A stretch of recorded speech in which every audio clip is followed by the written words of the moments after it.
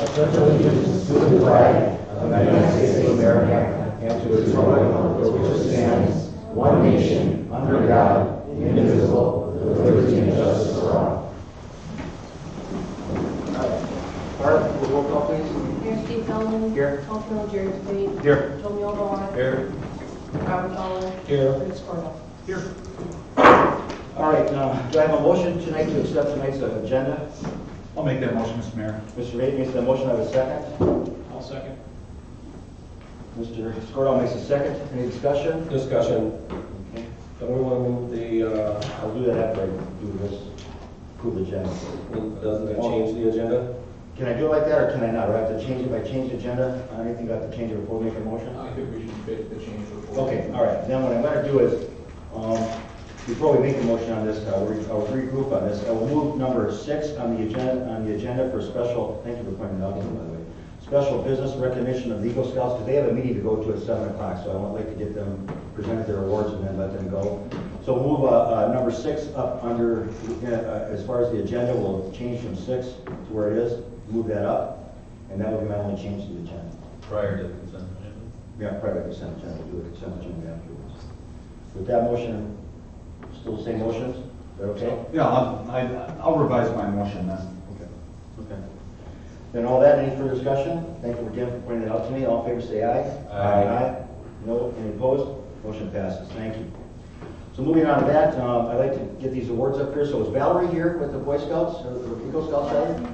All right, why don't you come on up? We have 2 awards here to present to 2 Eagle Scouts. Josiah Lorenz, I think it is, and Jacob Deschnes? Deshane? Okay, forgive me for that. We decided Valerie approached us on giving some kind of recognition to 2 Eagle Scouts, and I'm always glad to see young people get involved early. And Eagle Scouts is not an easy thing to achieve. So to me, this is a very big day for them and for us too. So Josiah and Jacob, if you'd come forward, we'd like to give you a recognition from the city. And I will read to you what we've got here. I want to commend Barb, our city clerk, for putting a nice certificate together. It says, for outstanding achievement and exceptional leadership ability as evidenced by your attainment of Eagle Scout from Boy Scout Troops 3511 on May 3rd for Josiah and on December 3rd for Jacob. Jacob?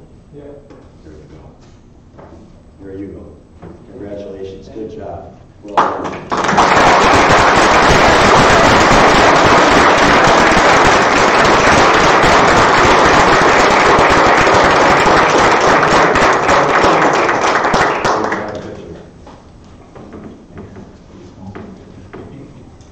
Nice job, boys. Nice job, guys. Very well. Thank you.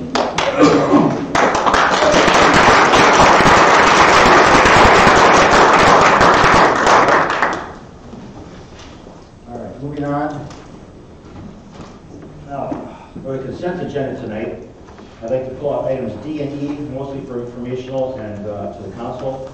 And I then ask for a motion to adopt tonight's consent agenda minus those 2 items. Do I have that motion? I'll make that motion. Mr. Bauer makes that motion. Do I have a second? I'll second. Mr. Remar makes that second. Do you have any discussion further on this? Finding none, all in favor say aye. Aye. Opposed? Motion passes. Thank you. All right, I'm going to move on. I'll start with item D, the tax forfeit property in Anoka County. And I've talked to Kate about this earlier. This is just more for explanation to the council. So let me just get here to this. Okay, this property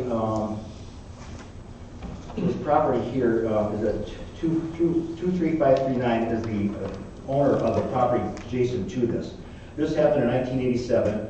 Was a piece of property that we had a conditional use on, but no one today knows what that conditional use was or is. So coming to this property, the only advantages to the owner on the corner of Starks and 47 at what is it, car repair place, I think it is? Correct. Okay, it's only to them.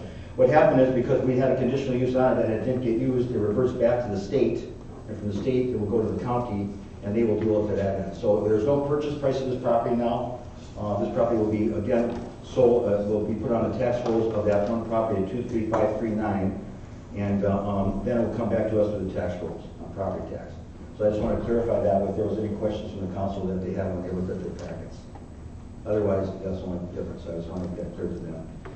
As far as item E, which will be the truck purchase of 2019, I wanted to point out here and just explain to everybody here.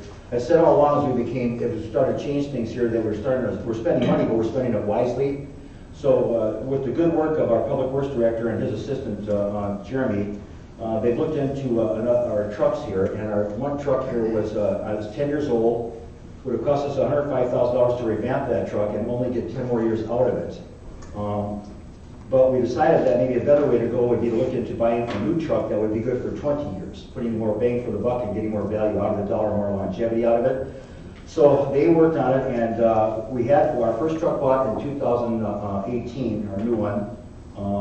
That was a truck with was a Mack with 455 horsepower at a cost of just over $235,000, I believe, right, Paul? Something to that effect, that number? I think after trade, I think we were right at about 217 was the final purchase. 217, okay, 217.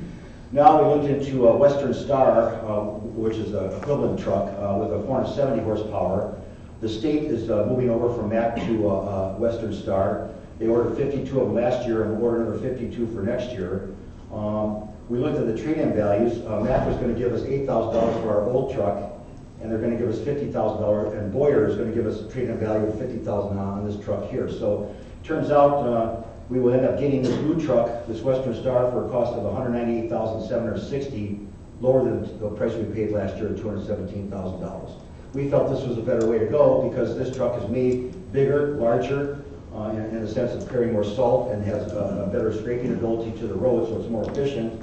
And this will, again, we'll push it out instead of looking at another truck to buy in 2029, we can look at it instead out to 2039. So we gained 10 more years.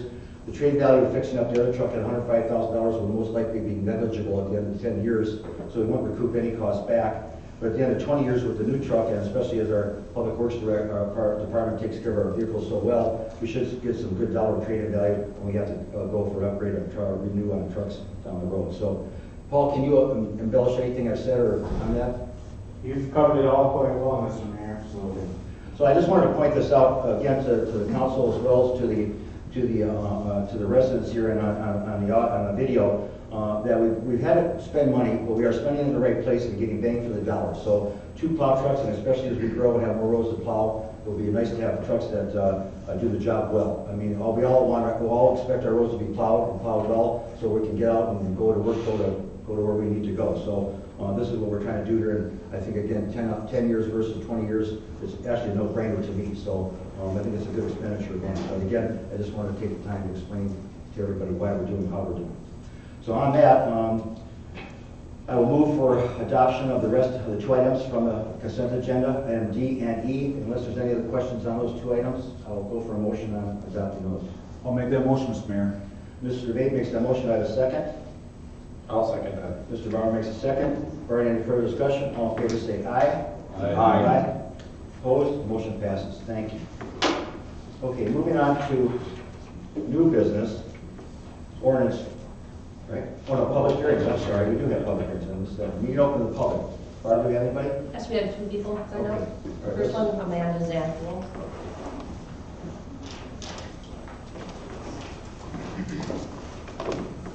Hello, my name is Anna Rose, 373 Rose Street, St. Francis.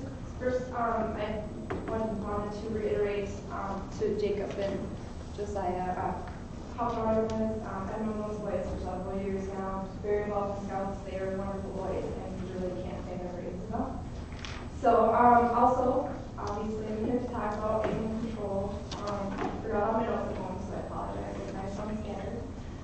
Basically, I would like to ask that if we're making a decision today, that can be tabled till next month. The working session minutes indicated that seemed like there's agreement that that decision was going to be made in January. And I know there was some comparison in the packet, but it didn't really seem very apples to apples. I know it mentions a justification for going with the $350 per month fee, which ends up being like $4,200 a month. Justification for that known value, which I can understand. However, for the other 2, I'm thinking quite almost is the same, that we were paying unclaimed dogs. But I believe all three were talking about most dogs are claimed. So even if, I think the number that I saw for 1 year was around 16, I think 16 is pretty average maybe for annual number of dogs picked up. If every single dog is unclaimed, and we're looking at maybe $200 per dog, that's only $3,200. So we're still $1,000 less than the monthly one. And I was also seeing online for vet care was another justification of going to this no $4,200 annually. However, I was seeing that one of the other ones was capping it at $300 per dog. So even if you paid for 16 unclaimed dogs, every single dog does not get claimed.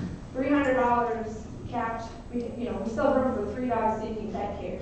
And I don't, from what I was reading, there are a lot of dogs that get vet care, that need vet care.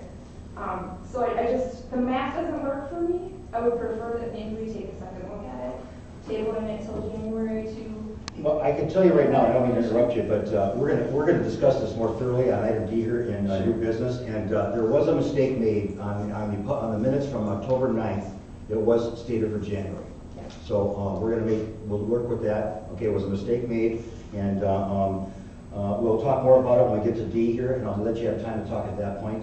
So, because we got bombarded by emails, so we understand. I am sure. Okay. I'm sure. Sure. So you can come back up if you want to talk at that point when we start discussing this at that point. All right. Okay.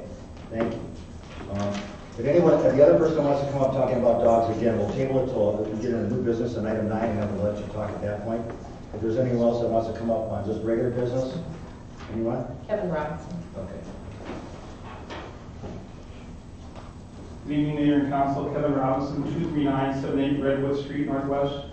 Just if you could approach 2 subjects this evening sometime during the session. One, Highway 47 and the Pedersen, any traffic, any new updates that you can share with us that we know to the public. And then number 2, the ponds, sewer system, and any requests from Oak Grove. Some of us saw the meeting online, some of us were there in person last week. Any updates on requests for information on Oak Grove side, and if there's any developments there? That's all I have. Thank you. As far as the Pedersen, I've talked to our police chief, and I'm waiting for the report, the accident report, so I know exactly what we're going to talk about when we approach MnDOT, and then we'll go forward and set up meetings to discuss that. So we will push heavily at that once we get that report. So Todd, any time frame on that report? I would say within the next week or two. So pretty much until after the holidays, we won't be able to do much with it. Once I get the report, I'll show it to the council and all that, and then we'll set a strategy to get a hold of Melissa Barnes and Sheila Kaupi, the North Area Branch Manager for MnDOT, and we'll start the discussions on what we can do there to solve this problem on 47. As far as Oak Grove, I've had some residents reach out to me about Oak Grove. I've advised them that the best thing they can do is do a petition with their 222 residents. Hopefully get them on board to decide which way they want to go. It's between a standalone and hooking up to our facility. It seems like their consensus is they want to hook up to our facility, but their council has some question marks on it. So to them, I would think the best way for them to go is, as I've advised them, get a petition, whether it be an online petition or a straight door-to-door petition, to get the 222 on board to go to the council and say we would rather have you hook up to us in the long run. So we'll see how that goes. We're still waiting. I think as the meeting, as far as what I understand, they were going to put a facility plan together based on the standalone system for one gap. But they have till February to do that. And that's as far as I know as of today anyways. So I hope that answers your questions. Thank you. Okay. Nobody else, Dunbar? No. Okay. Now we'll move on to new business. Ordinance 244, second series, amending the fee schedule, second reading.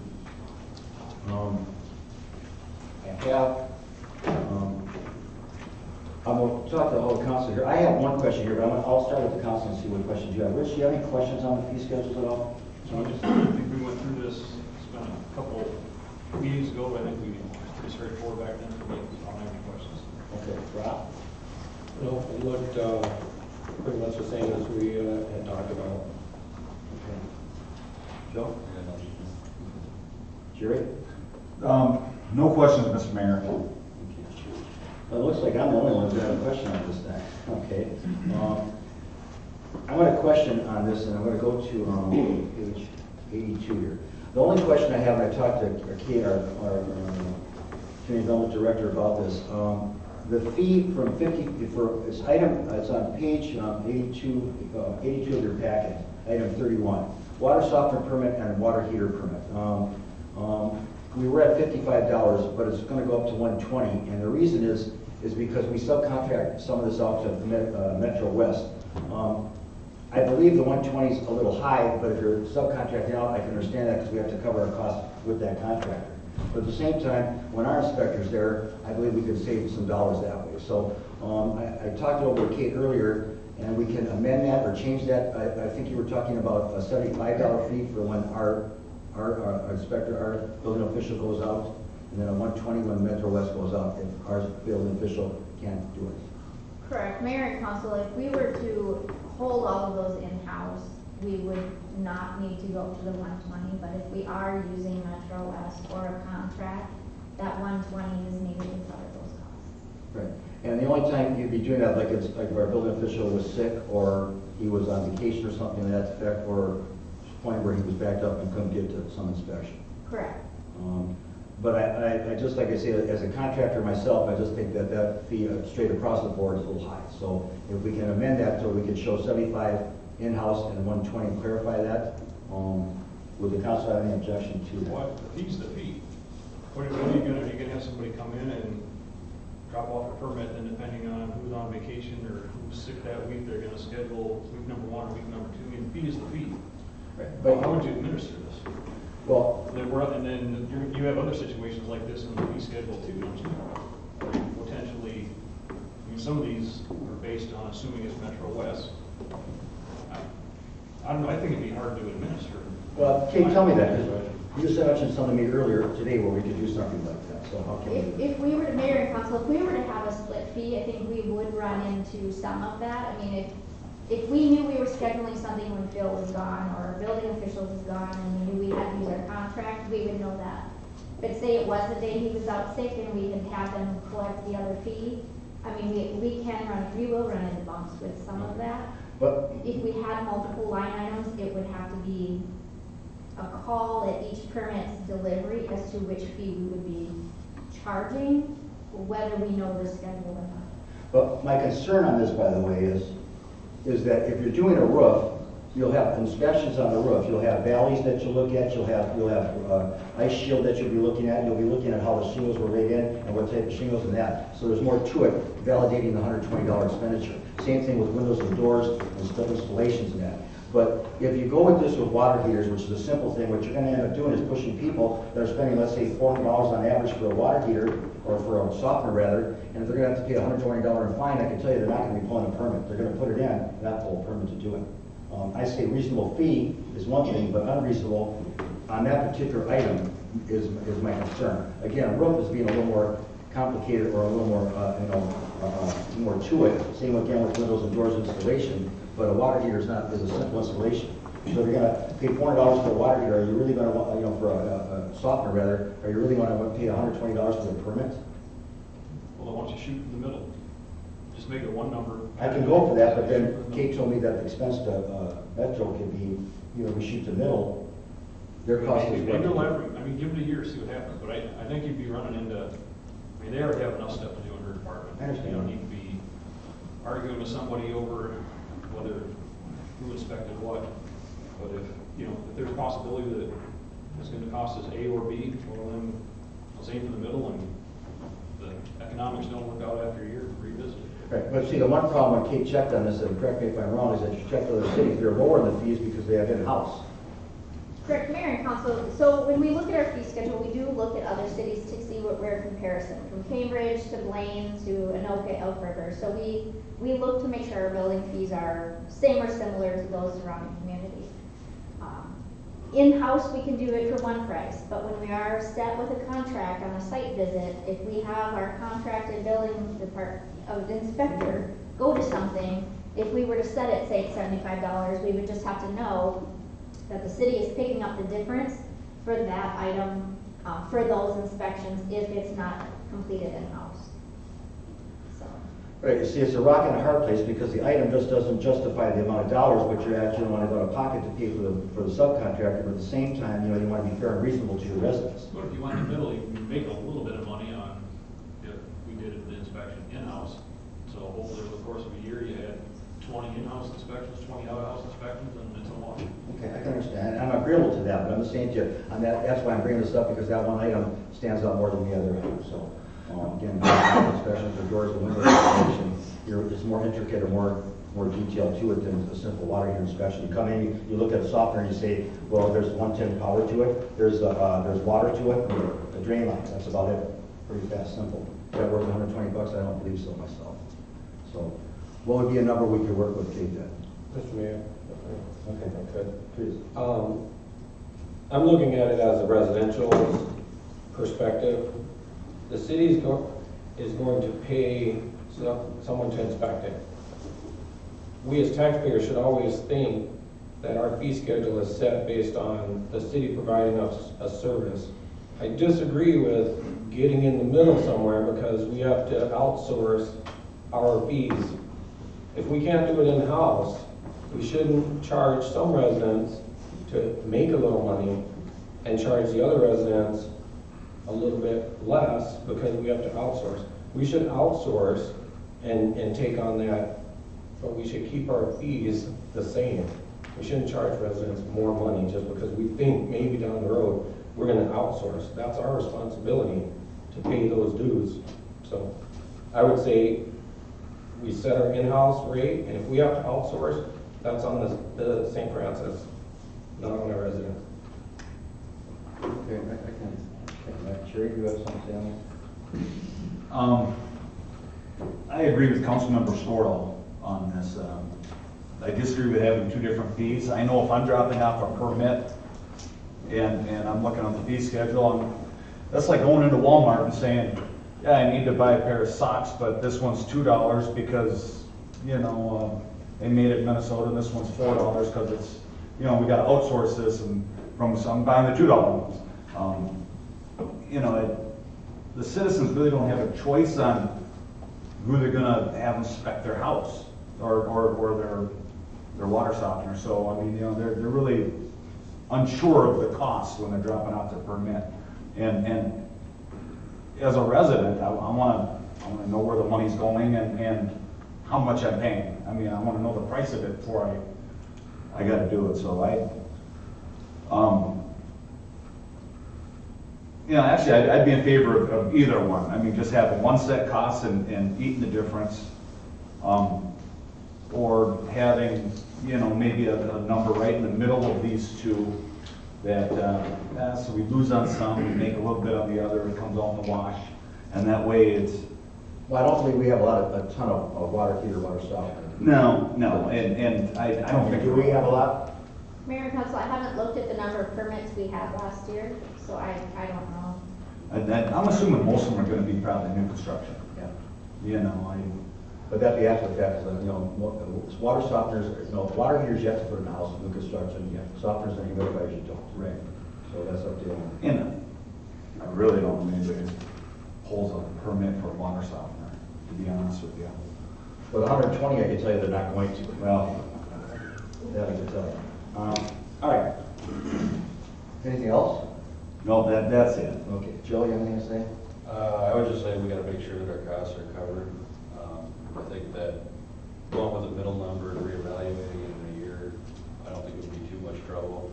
Probably less of a headache for staff in general, because if you get Bill going out there, or you get Metro West going out there, you're gonna say, well, I don't want you, I want this guy, you're gonna run into all sorts of other problems. So having a set fee one way or another, I think is good, and if we're gonna go with a middle number and reevaluate it, then everybody pays the same cost and it's fair across the board. And if we run into issues, we may have to increase it next year, I would say. Right, it makes sense to me, but understand, the only reason I brought it up is because if you're buying an item for $400 or less, that almost 50% of it to the permit doesn't make sense to me, as far as, you know, homeowner and contractor. So anyway, so would a price of 75 be all right? 75 to 95 range or something to that effect that would cover both sides comfortably, or because I don't believe we have that many permits being pulled for these two items anyways. Mayor and Council, if you were to set the fee at 75, I believe that would cover staff time, and we would then be subsidizing our, if we used a vendor to do those inspections. Do you have any idea what percentage we'd end up using Metro West? I mean, I get a lot of it's unforeseeable, but is there any kind of, I didn't look specifically into how many of these permits we pulled, so today I can't give you that information, but I could definitely look into it if you want. Because you're telling me that $120 is what we got, that's breaking even with Metro West when they do the inspection. Mayor and council, that would cover Metro West at this time, and it would also cover the administrative costs for in-house processing as well. Because even if we use a contracted service, we still have the work with the permit works, the scheduling of inspections, we still have the processing of, checks and fees and finance. So there's multiple steps that happen in-house, whether or not we have a different agency show up to inspect and leave. So. Right, we're gonna have administrative no matter which way we do it or they do it, so. Correct. Right, and so, but my point is, we want to charge fairly so that people will pull the permit. We charge unfairly, most likely they won't pull the permit. So, that's, based on valuations, we try to be fair with the valuations, but we don't want to gouge people. This is, where roofs are running thousands of dollars, windows can run the same way, water heaters and softeners don't. At the most you're gonna pay for a water heater, I would imagine around $1,200-1,500 max, and a softener probably, depending on how big you buy it, what kind of brand, about $350 to $450. So why would you want to pay $120 permit for that? I know I wouldn't. So can we come to a number of like 75? Is that agreeable, or look for at least a year to look at it and see how that pans out? I'd be fine with that, Mayor. Okay. Is that a consensus? I just want to make sure it covers the city's inspection, not Metro West. Correct, mayor and council, that would cover city expenses. Okay. So on that, do I have a motion? Do I need a motion for this, Dave? Do I have a motion to the change of the fees to change item 31, water softener permit and water heater permit to a $75 flat fee? Do I have a motion for that? I would make a motion to approve the ordinance with the change. With the ordinance, okay. So do I have a motion for that change to ordinance 244, second series, amending fee schedule, second reading? I'll second that motion. Okay, the first and the second, Mr. Gilmore, Mr. Debate. Any further discussion? Are you doing just the amount for that one, or are you doing the ordinance? We'll do the ordinance on a roll call. Yeah, that's No, what- just the motion. Just the change. Just the change. change. Do the roll call. Okay, this is just for a motion. I'm going to do a roll call. That's why I was going to read it. Okay. I tried to bundle it. Okay, all in favor say aye. Aye. Opposed, motion passes. Now, we'll do an ordinance roll call for the ordinance 244, second series, amending fee schedule, second reading. Bart? Aaron Feldman, Aye. Councilmember Jerry Twig, Aye. Neil Bauer, Aye. Fowler, Aye. Squirrel. Aye. Thank you. Okay, now moving on to a summary publication of ordinance 244, second series, resolution 2018-45. Mr. Mayor, I'd like to make a motion to authorize the summary publication of ordinance 244, second series, resolution 218-45. Okay. So, I have a second on that. Any discussion on it? No? For any further discussion, all in favor say aye. Aye. Opposed, motion passes. Thank you. All right, tonight we have an introduction of Mosaic / GD1 Assisted Living. No staff report, but I believe we have two gentlemen from those entities here. Yeah. Mayor and council, tonight I would like to introduce a new partnership between GD1 and Mosaic. Michelle Lay has been working with the city on the senior housing project near the ponds for a couple of years. At this time, Mosaic is here to introduce who they are and their role with this project. Mayor and council members, the last time that I was here, I was stating that I'll make an effort to report back, and in the interim, we're working diligently to find the right partner for to be a management company with a senior assisted living facility here in St. Francis. So I brought along my little brother here. That's it's going to help explain the relationship here with St. Francis and how we plan on managing. But all jokes aside, this is Rob Charm, Director of Finance with Mosaic. And you want to Sure. talk a little bit about Mosaic and then we'll let you go. Mayor, also appreciate the time here to come in and explain a little bit about the project. We've been working with Chow and his group over the past few months to do a little due diligence on them, on the project, for them to do due diligence on us as a management company, as a developer, as operator and owner of senior housing properties. Mosaic is based out of Salem, Oregon. Currently have 6 properties under management, 1 under construction, another one under development, not including this one. The principal, I worked with the principal. Personally, I've worked with the principal for almost 20 years, and he's been in a number of large organizations that had at least 300 properties at one point, and was director of operations. And then had gone on to run development for that firm as well as another. So the principal and I have been good friends for many years, and I worked with him on probably 28 different ground-up construction projects, all senior housing, and he's done over 100 ground-up senior housing projects. We chose this project with Chow because after we got in and peeled back the layers and looked at the community, it felt like this would be a good place to start our footprint in Minnesota. We've been looking at a number of projects throughout the last 2 to 3 years, trying to find the right one. This one comes to us with a partner that to us feels like a good joint venture partner. We are typically an owner, operator, and developer of them ourselves. Chow and his group had the project already entitled and an initial design set up. So to us, that felt like it was right along the track of where we want to go, and it would shorten the time frame for us from the time we came in to the time that we actually get open, and ultimately bringing an asset to this community that feels like right now the community members here are really having to leave. They're taking their services. When they sell their home, they move to another community in order to get these services. There is no assisted living and memory care product in this market and for 10 miles around. So we looked at the competition around in the different communities. We settled on this one because we thought it would be a really great place to bring in new jobs. We figured there'd be approximately 75 new jobs coming to town with this project. We look at the tax base it will grow. We look at the support that will come from the other businesses that will support it as well. So it really is about services to your community. It's about bringing the seniors that are in the community now that may be maybe suffering from some isolation and loneliness, giving them a chance to come into a property that has much more activities, a community-directed program that can get them engaged and ultimately involved with others, and we know that brings the quality of life to residents when they can engage and feel that connection. It's when they're isolated that we know it becomes harder and harder for them to have. So, again, we look at the community, we like it, it feels like a really good fit. Chow and his group have been really good to work with, so we're here to answer questions if you have any for us. Well, I have some questions here. Do you have you've been in business for how many years? Mosaic started in 2009.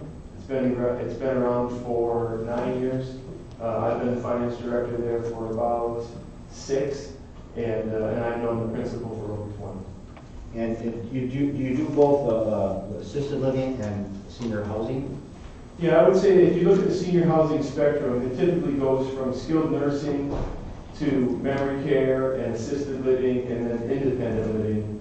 And then maybe if you have some what they call active 55, which is ultimately really apartments for seniors. It's age restricted 55 and plus, but there's no services. Independent living would be, they typically would get a meal or 2 a day, depending on what they prefer. There would be some activities directed, and there would be full-time 24-hour security. But typically no care services provided because they're pretty much independent on their own.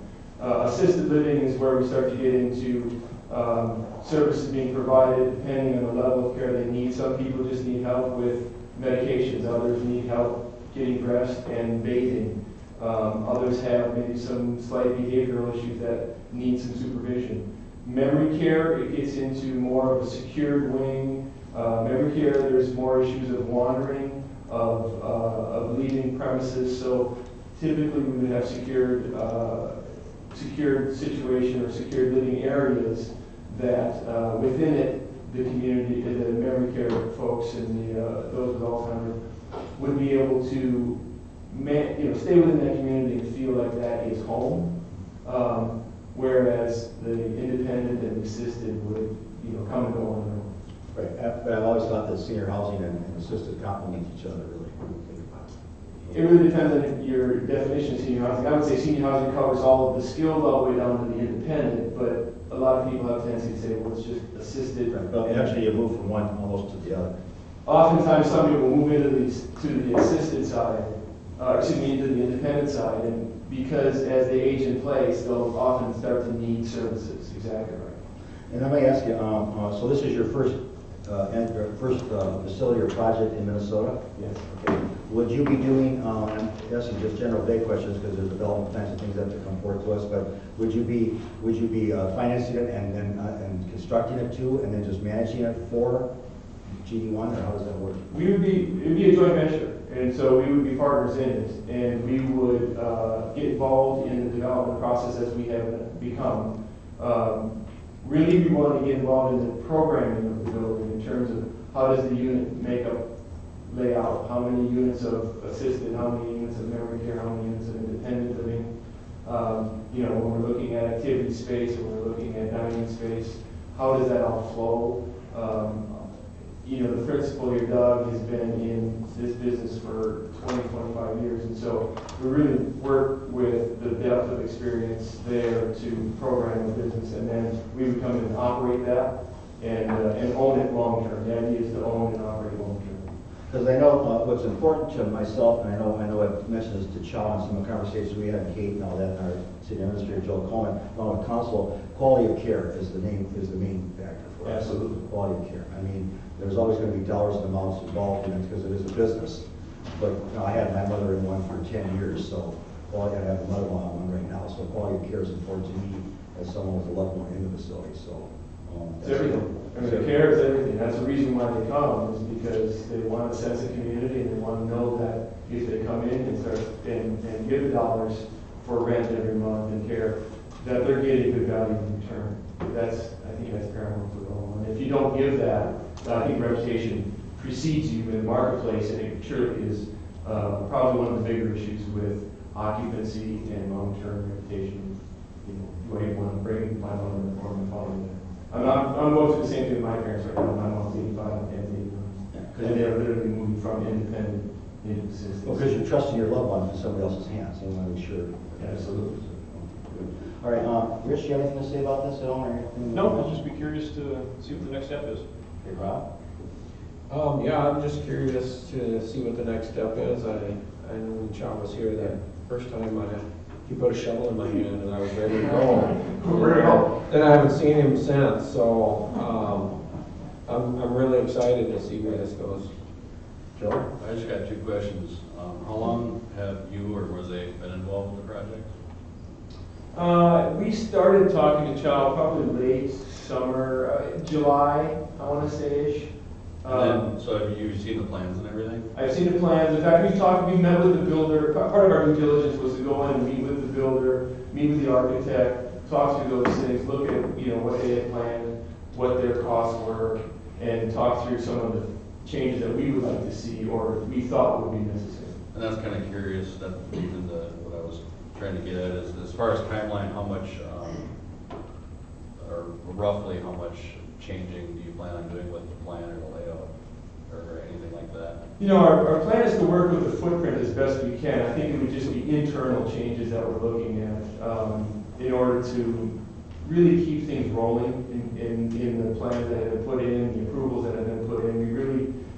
We talked initially about, we'd like to, let's just redesign it. And as we went through that conversation with everybody, we were like, let's really see if we can stick to this footprint that we've already approved, and work with that. If we're going to expand, we can always talk about additional expansion. But right now, let's focus on working with what we have and moving that forward. And so we've talked a lot about starting construction this summer. So, there you go. Well, let me ask you before I pass on to Jerry, you know, when you say internal, because I know it went from 89 down to 81 units and then went back up to 89. So when you say internal, would that affect data size? Yes, it would affect it, because you can't have too many units and not enough common space. You have to have, you know, if we're gonna have independent living mixed in with assisted and memory care, it's been our experience that those that have the independence and the ability to come and go don't like eating and being with those who are in wheelchairs or have a lot less mobility. And so it's become important to be able to provide or have options for dining separately. It helps with occupancy, it helps with morale in the building. And so we've had to look at how do we massage some of these spaces so that we have sufficient space for dining, for activities that can be separate and other things that can be combined. So that's going to change. We don't have a final unit yet, but we're still working on it. Right, because I mean, you know, the size of rooms and stuff like that is a concern I have, because I have a loved one in one right now. And, their world is in that room. So other than the common areas, that's where their area is. So I know I hope not to have to get to that age where I have to look at those four corners or four walls. So that's one of my concerns. The quality of care again is the main. Is your mother-in-law, is she in memory care or assisted? Assisted. Well, she's memory care and assisted. She's in Aiken is where she's at right now. I think that's more memory care right now. But she's in her she's 91. So I've seen her get worse and worse over years.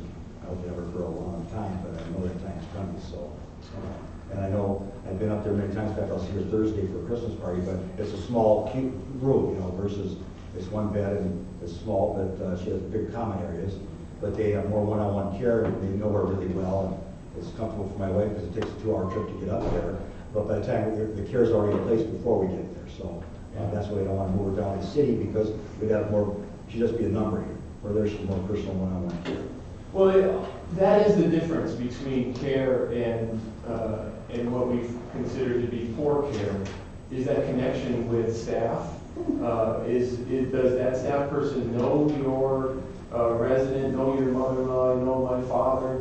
Do they know them, and can they connect with them? Because if they're going to connect, for one, they're going to come out of the room more often. They're going to spend more time in those common areas with others.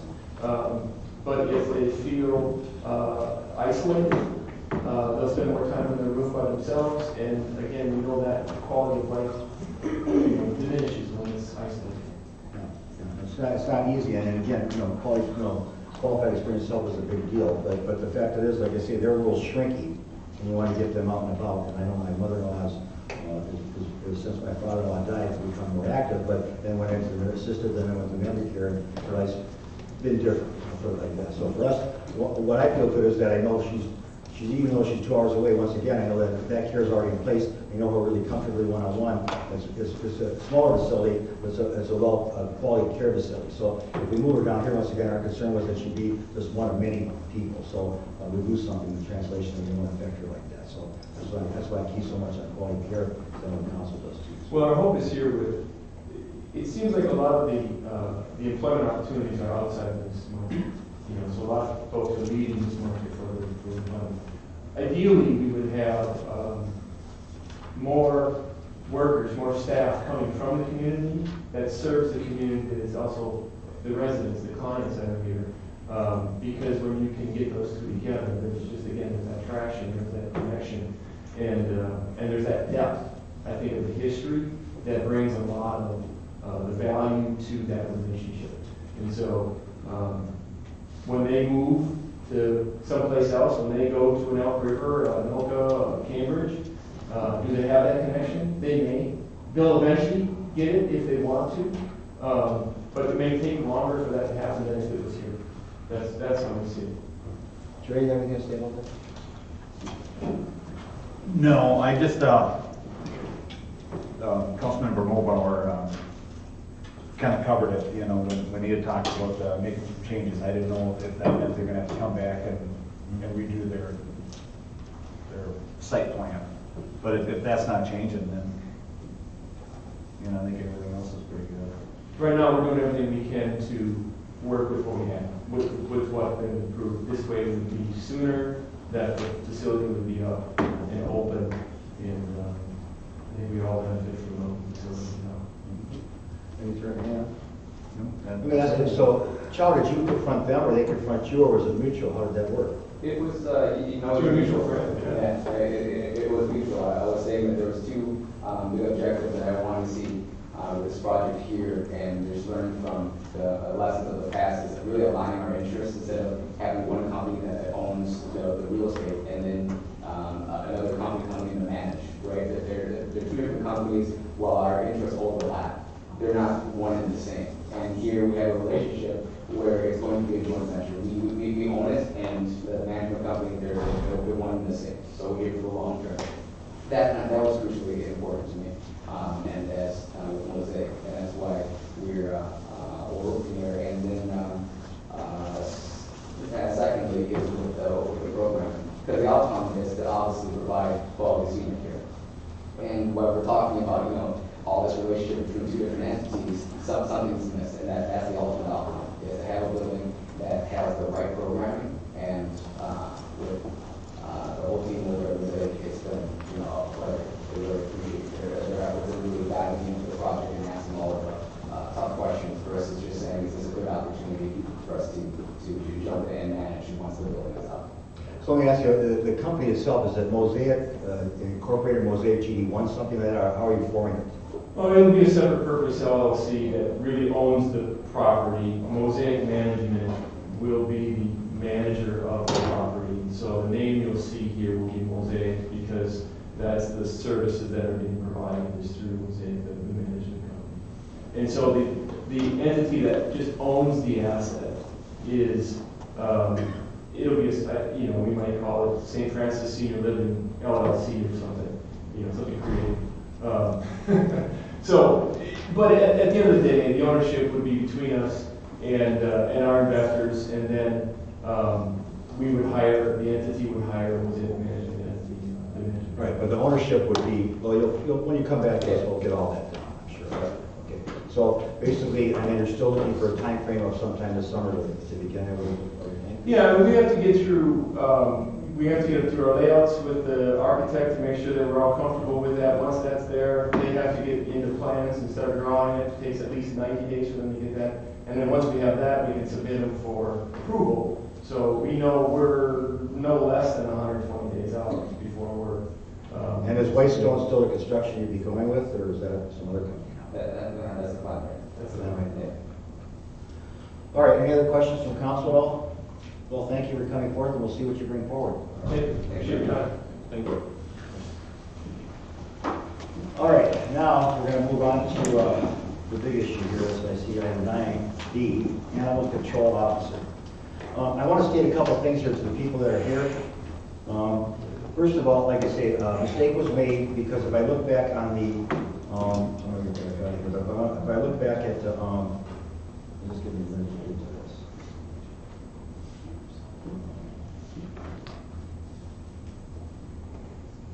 If I get this on the work session of 9/19, October 9th rather, it says, Feldman agrees that all three entities care about animals and they are all pretty equal. Staff can take a look at it and see what the numbers are, and since we won't have to make a decision until January. Mr. DeBate said recommending having staff ask for rebids and make a recommendation in January that would give these entities time to update their proposals. So why it got boosted up was just a misunderstanding or whatever, but it will be, I would propose here by this conversation and put it back on the January plate. I would recommend going to January 21st for the second meeting to get the new council members who have been up to date and attended the work sessions involved with this, and any questions they may have. Also, I want to let people know who are reading our agendas and packets and that, staff's job is to bring information to us. With that information, it is our job to look at the information, ask questions if we don't understand something so that we can make an informed vote. By no means does it mean every time we'll go with the recommendations of staff. It is their job to give us all the information that they can, so again, that we can make an informed decision.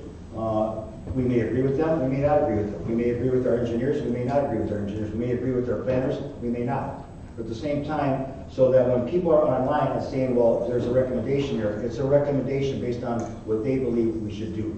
my decision alone, and I can only speak for myself, I base my decisions on what I believe is best for the majority of our residents. So if that information goes in line with what I feel after I've read the information that they've supplied to us goes along with that thought of mine, what's best for the majority of our residents, I will back that recommendation. If not, I will not. So just to let people know on video and here today, this was just a recommendation that staff gave us on the information that they found.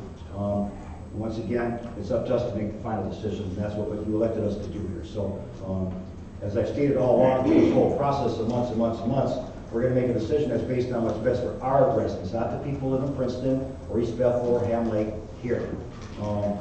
So we did get a lot of emails to all the council. I know I got 9, so I'm sure the council got the same ones.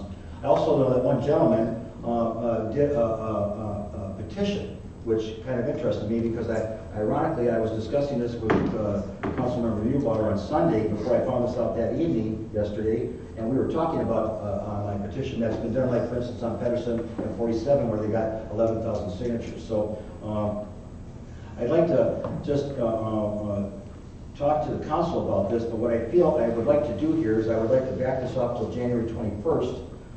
Again, giving the new council members time and decision to be made by the new council and go along with what we projected in October, the minutes from the October 9th meeting.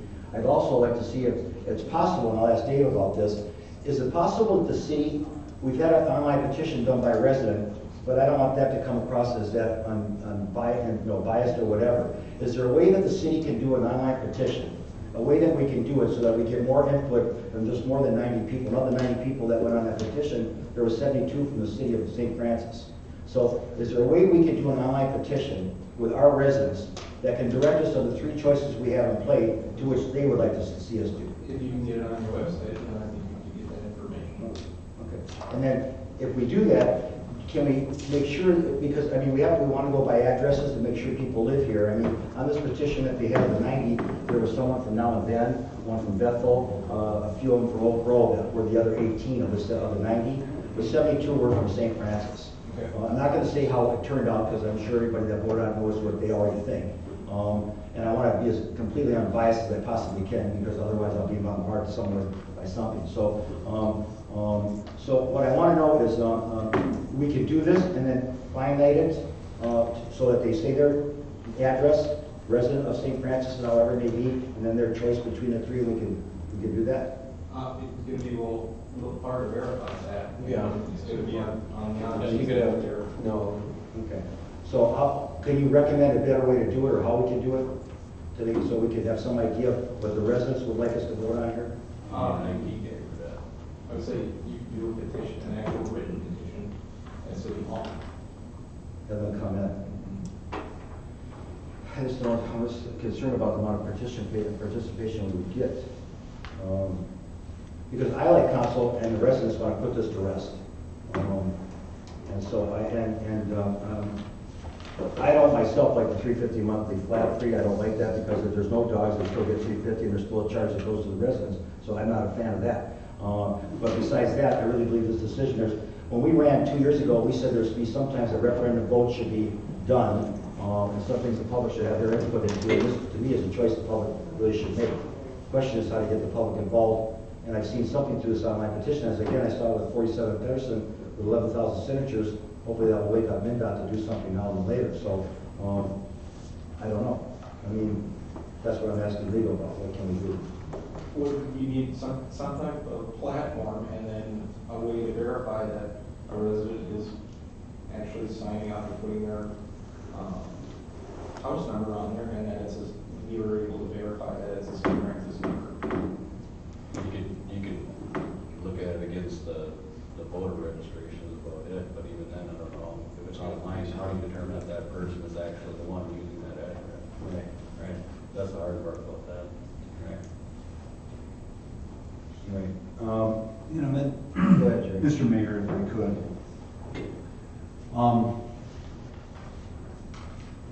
I know this is kind of a touchy subject, but how much time do we really want to put into this? I mean, I've read the comments on Facebook, and they're talking about, saving money and stuff. Already, we probably got $2,500 wrapped up into this thing. between the committee, the investigations, the background checks, and phone calls that the police chief made, and getting bids and compiling that stuff. Now we're talking about putting stuff on the city website. I think there's a reason. I actually called up the city administrator this morning. Well, I texted him, and I'm like, give me a call. Because I worked all weekend, I was working doubles. And I started getting these emails and stuff like that, and started looking into it, and I said, give me a call. I said, why was this item put on the December, agenda rather than the January agenda? And quite, simply said, well, this is the council that's actually been dealing with the issues, very similar to, we had talked about the Upper Rum River Watershed Commission before he says, this is the council that's familiar with the issues, this is the council that did the investigation. He's like, to me, it makes sense to have this be the council to make a decision on it. I said, okay, well, I understand that. I don't have a dog in the fight. I don't care who we go with. But at some point, you got to quit dragging this on. And cut our losses and just make a decision, I don't know if we need to do another survey and then waste more tax dollars compiling these names, matching them against the voter registration, and we're talking thousands. It's expensive, and all the time that they're wasting doing this other stuff that matching names against the voter registration, and say if it gets 500 signatures, that's a lot of, and then how do you verify that? I mean, I could go on there and type in my wife's name, and she might not even know. Her name is on voter registration. How do you verify it? And it's a lot of time, and whoever we have do that, then they're not spending time doing more important things like scheduling appointments for permits for a building department or something. I don't know. I think it's time to fish or cut bait.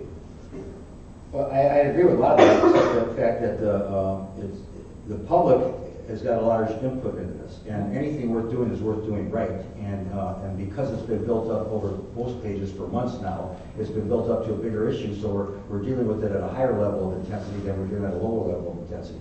At a 1 or 2 scale on a 10, you could get away doing just that, but on a 10 scale or 15 on a 10 scale, you can't do that anymore. That's the problem. And so, to me, I saw the petition. I get the feeling that I know which way, I believe which way the city residents want to go of the 90 I saw in that petition, okay? So if you can't go against what your people want. And so to me, first of all, let me put it like this. In the last 2 years, we've had 12 dogs picked up in 16, 15 dogs in 17, for a total of 27 dogs. Only 1 month that we have 3 dogs in 1 month. Most of it's 1 and 2s. As far as dogs taken to the vet, I checked with our finance director, none to date in the last 2 years. So I don't know what that big number was about anyways, in my own opinion, okay? I know where I would vote right now on it, but I would say to you that we don't have 100 dogs a month being picked up here. We don't have 20, we don't have 20 dogs a month. We have 27 dogs in 2 years. So, but it's, but I'm an animal lover, and I agree with some of the posts that I've read or emails I've read. Animals are just become like family members. So it's not something you can take lightly. I know for myself, I had my last dog we had for 13 years, and I want to get another one, but my wife doesn't because she doesn't want to go through all that again. And I can understand it. I try to tell her that the 13 years were great years and go on that basis. But it's a hard thing to deal with, so I understand that. But at the same time, once again, I would have rather deal with this on a 2 level than a 10 level or a 15 level, like I mentioned. So it's put us into a corner here. As far as the new council to the old council, the new members of the new council have been privy to all this because they've gone on those work sessions. They've got all those packets that we've had. As far as you are on the committee, I was on the committee and Todd's on the committee. Todd will still be here, I'll still be here, and you won't be on as far as the council. Hopefully do some other things that I mentioned to you earlier, I hope you will. But anyway, if you don't, you don't. But anyway, my point is this, it's come to a point here, what I don't like is when we get public input from people who have no real concern here, who don't live here, don't pay taxes here, and are trying to tell us how to do our judgments here in the city. So if it takes more time to do it right, I'd say let's take more time to do it right, and we decided to do it in January, which is what we should have done, which we could have done. And like I say again, there was no reason, I saw some emails that said that was there some reason we boosted up that we might have some friendship relationship. No one on this council has a relationship with any one of those entities. I can tell you that. In fact, I had someone email me that said some of the things I said at a work session about the size of the kennels with one over the other, or paperwork, whatever, is because I got paid by one over the other. I can guarantee you I never got any dime or penny or whatever from anyone. I would never ever take it or do it. So that is so, I can't even say the word to it. It's just ridiculous to even think of that. We don't have any relationships here friendship-wise. We don't take any money from them, period-wise, whatever. We make decisions based on what we feel is best for the majority of our residents. So, Joe, give me your input on this.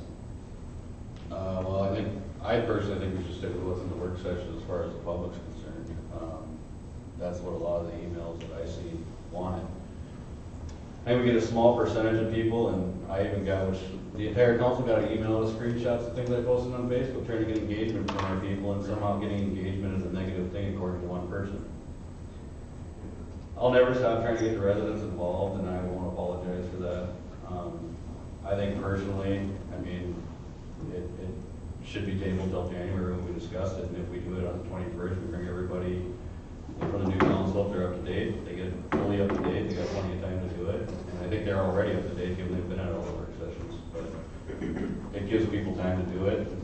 Whether or not we do that, I like the idea of a petition, and I would, if we did a petition, I'd prefer it online, it's less costly. The problem with it is verifying who's voting, and I think that that's an issue.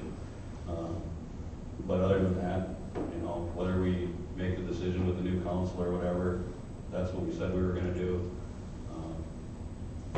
I think we should stick to what was in the minutes. If we can get a more apples to apples, I don't know, like we've seen the bids, if nobody's gonna submit new things, then we don't have any new information anyway. I don't even know what to say about that, but hypotheticals and stuff, I don't necessarily agree with, and I talked with Joe earlier as well. The number that we had, there was a year, many years ago, when we decided to go to for informational purposes, there's a year that we got hit with, was it $4,500 in vet bills? So, yes, we did the open-ended contract, and in 1 year we got $4,500, and then in 6 months leading up to the fixed monthly payment, it was $31.77. What years was it? 99, 2001. And we've had flat rates since? Yep, and we're paying $500 a month from 2001 to 2014. So this is cheaper. 99, 2000, so it's 17. And do we want our city administrator to give us his report? We kind of, usually when we get into this, he'll give a report and then we'll respond and ask questions, but we just kind of jumped into this one. That's fine. Do you have anything to allude to? Sure, yeah, to add what Jerry was saying, you guys requested that bids come back. You guys set the fees. I didn't think that we should have companies bidding against fees that you guys determine. The price is what you say it is, and you're gonna pay the contract and what you agree to. I don't know why we would accept any type of bids on that. So I looked at other factors like response time and what the current fees are in relation to the ordinance, and this is the fixed rate is cheaper than what we've historically paid since 1997, from what I can tell. Right. But besides the monies, you've got other things coming into place, which is blowing this thing into the situation that it's in. So if you're going to only look at dollars and cents, that's like me saying look at a 47 and say, well, you have to look at the dollars and cents before we give it a stoplight to be safe on 47. I've been arguing with MnDOT for a long time, and I even said at that rally, it's not about the money, it's about safety and our kids being safe on that road. It isn't about dollars. Forget the dollars. You can't bring life back with any amount of money. So, and the thing here, to the point here, from 97 to 2001, and then today, there may have been an argument back, 21 years ago. Come on. whatever. Well, I think the problem is everything else that's been talked about on Facebook.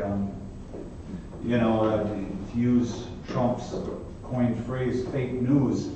I know I've been a victim of rumors on Facebook. I mean, there was rumors when the wastewater treatment plant was built that I got a bribe, or I wasn't even on the council when the vote was taken. But when I was door knocking, that was what people were saying. Wow, this is what I heard. I read on Facebook that you got your cousin a job there. Paul Teicher, has my cousin ever worked anywhere here?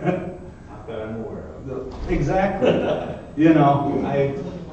Rumors start, and there's fake news, and once they get started, it's extremely difficult to put an end to it, and it poisons the well pretty quick.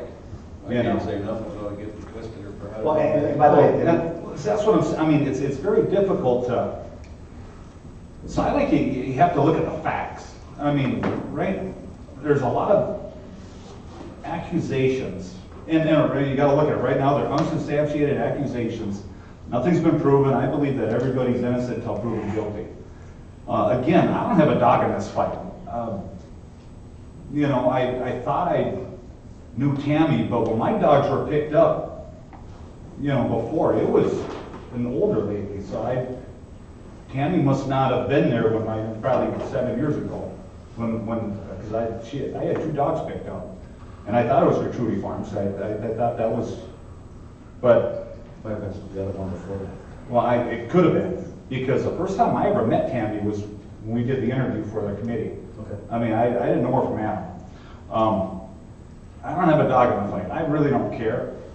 But I have a hard time making public policy based on emotions, because emotions they're so subjective. I think you have to look at, has she wronged Garcia? Is she fulfilling the contract? Is it a value to have her here, as far as, is it going to cost more money or less money? Does it mitigate risk? Like vet bills or something. What type of working relationship do we have? Those are the types of things that I think decisions should be based on, not she hurt my feelings or she was mean to me or something. I don't know. A lot of Facebook, man, that's fake news, and I've been a victim of it, and sounds like you were accused of it. So we all know how this is, and when rumors get started, it's hard to get going, and if people see something on Facebook, a lot of them are too ignorant to investigate, the truth. I did call up some of the other cities, and I said, why did you stick with her? They said, well, because she's doing a good job. No other cities have dropped for Trudy Farms. I don't, and they investigated it, and we investigated it. I don't know. To me, it's not about how people's feelings are. It's whether or not, is she providing a service that we're contracting her to do? Does it mitigate risk? Does it, and if it is, it is. If she's not, well, then let's get rid of her and get somebody to fulfill the contract. That's just how I look at it. I just want to say also to the people out here, one lady emailed us and said something about that we should listen more to the social media out there. The reason we can't listen to the social media out there is because whether that person would be honest, telling facts actually and honestly, there's other people that distort facts. So we can't go by it on a generalization. We can't run government off, like you say, fake news or whatever, because there are people there that tend to say things like, I've been accused of raising taxes and doing other things. I'm sure everybody on this council has been accused of something somewhere along the line. So you can't take it that everybody's putting something on there based on facts. So that's why we cannot go by that, even though that one person emailed me may be completely honest. But the problem that you're not realize, at least that I'm thinking about, is it isn't a matter of the facts here. It's a matter of what they think out there, the residents that we serve. And the fact of it is, right now, it's been blown out of such outrageous proportion right now, it's not an easy item to settle. So if you just go by the numbers and you say, okay, she's fine, it's out there that they may not be fine with, then we serve them. I've always said the owners of this city are them, the residents. The management team is us, the council, and the team is the staff. And so to us, we have to listen to them, whether we want to or not. we have to listen to what their input is. So if we go to a decision that they don't like, are we doing them the justice that they need to be done? They put us here to do a job, and they left us to do a job. I agree with you. But at the same time, if we're not, you know, I'm saying to you that if the majority of them out there want a certain entity here, and we don't do that entity here, are we being right by them? Now, one other question I have for Dave is, if we did an online petition, and let's say we got 800 people voting in, to be safe, would it be right that we just dropped off 20% of those, just to be safe that we were covering our bases in some way or some form, to make up for like doubles or whatever? Still come up with 10%. percentage, I'm just saying, if you, It could come up the same. It'd still be able to difficult to try to determine that. because like I say again, if you looked at the petition that was online, that this gentleman did already, and if you looked at what their outcome is or what their choice is, it may not be what is in that packet today. No, and I understand that. However, it wasn't too many meetings ago, you and I were talking about putting City Hall over at the Public Works Building, and I said, well, the public came out and said, you know, they didn't want to put the bill for it, and you said, it's called being a leader and doing the right thing. And I understand that, and I said, well, Steve, you know, at the time I was listening to the public, and you said, sometimes you gotta do the right thing. But now, wait a minute, I can't get into the numbers would show that was the right thing with the public Well, wanted. what I'm saying, what my point is sometimes, I'm not saying go against the public. You know, and I don't want anybody to misconstrue that.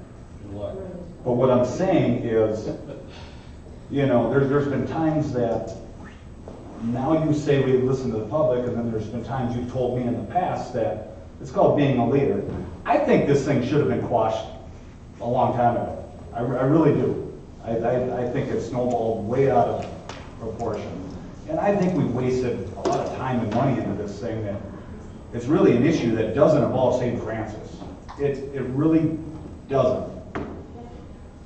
You know, it's plain and simple. Well, I want to clarify something just here, just on the Police Public Works building here, as far as leadership. The amount of projected cost on that was $9.5 million. It went down to $8,020,000. If we would have incorporated City Hall, it would have been $9,020,000. Yep. We would have come out versus 6 buildings and leasing and the small building we are now. That's the, and then the public wanted a referendum so they could vote on the City Hall there.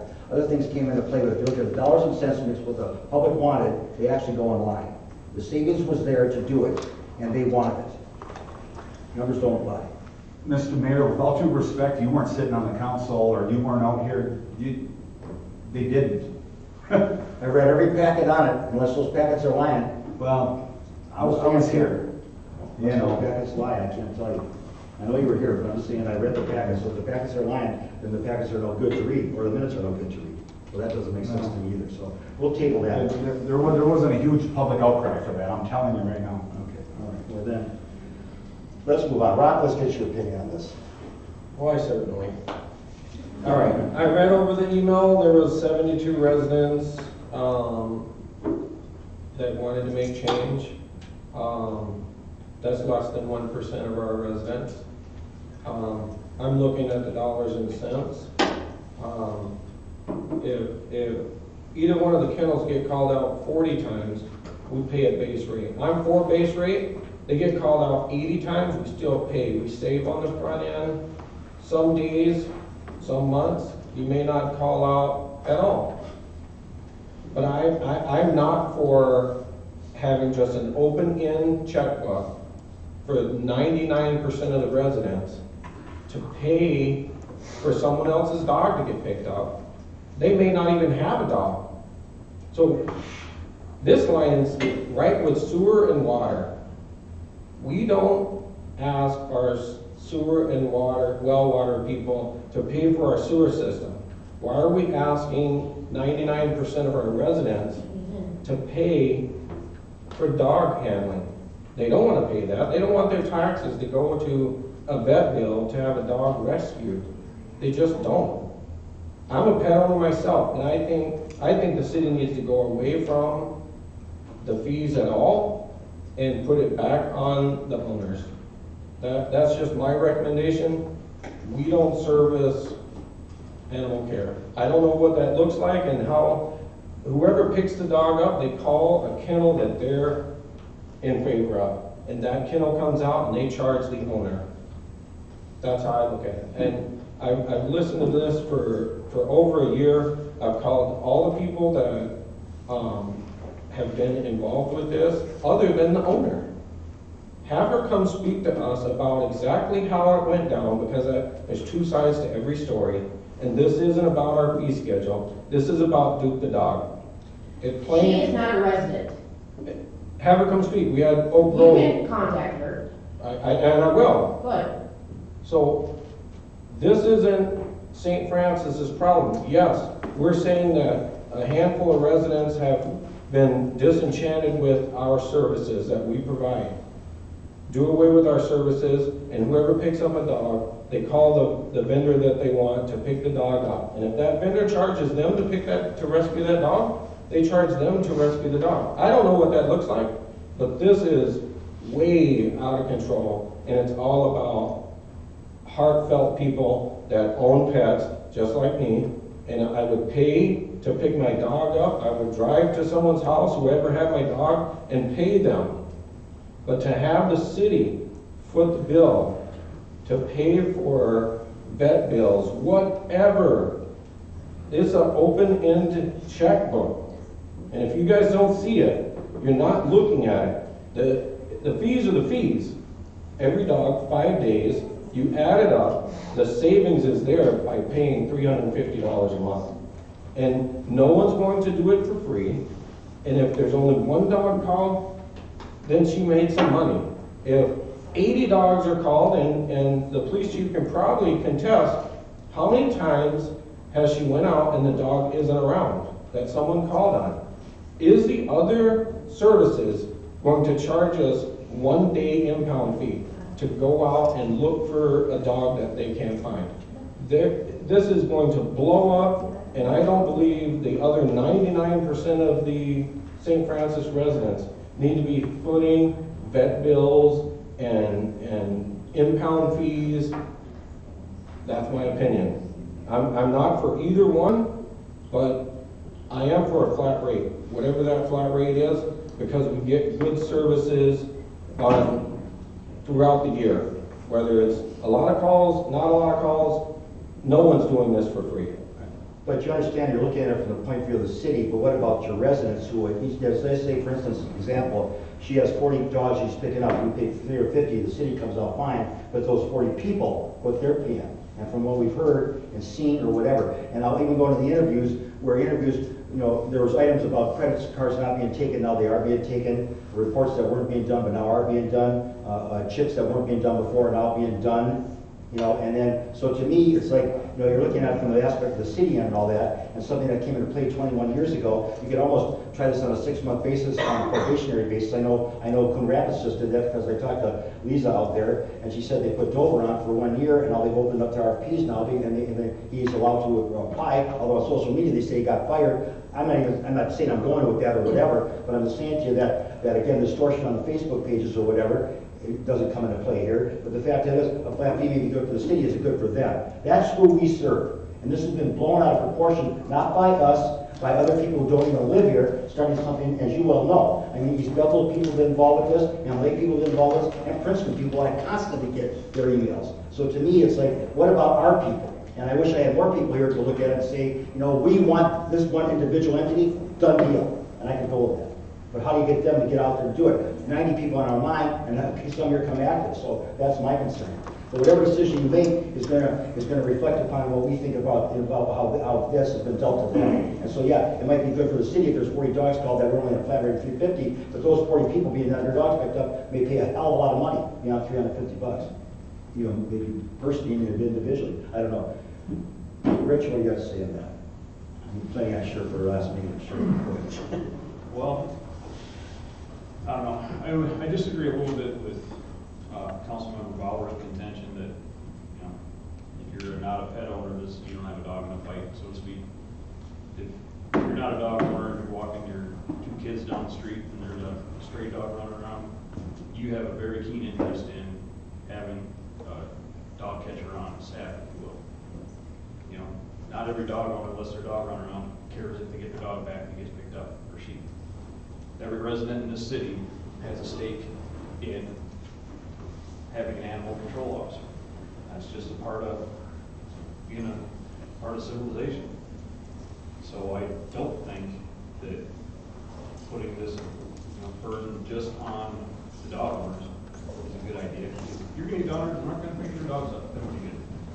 Or people that don't wanna call, because they're the ones that call and don't wanna pay the price. Yeah, so I don't think you want to screw up that model. I do think we're making this way too hard. If this was any other service,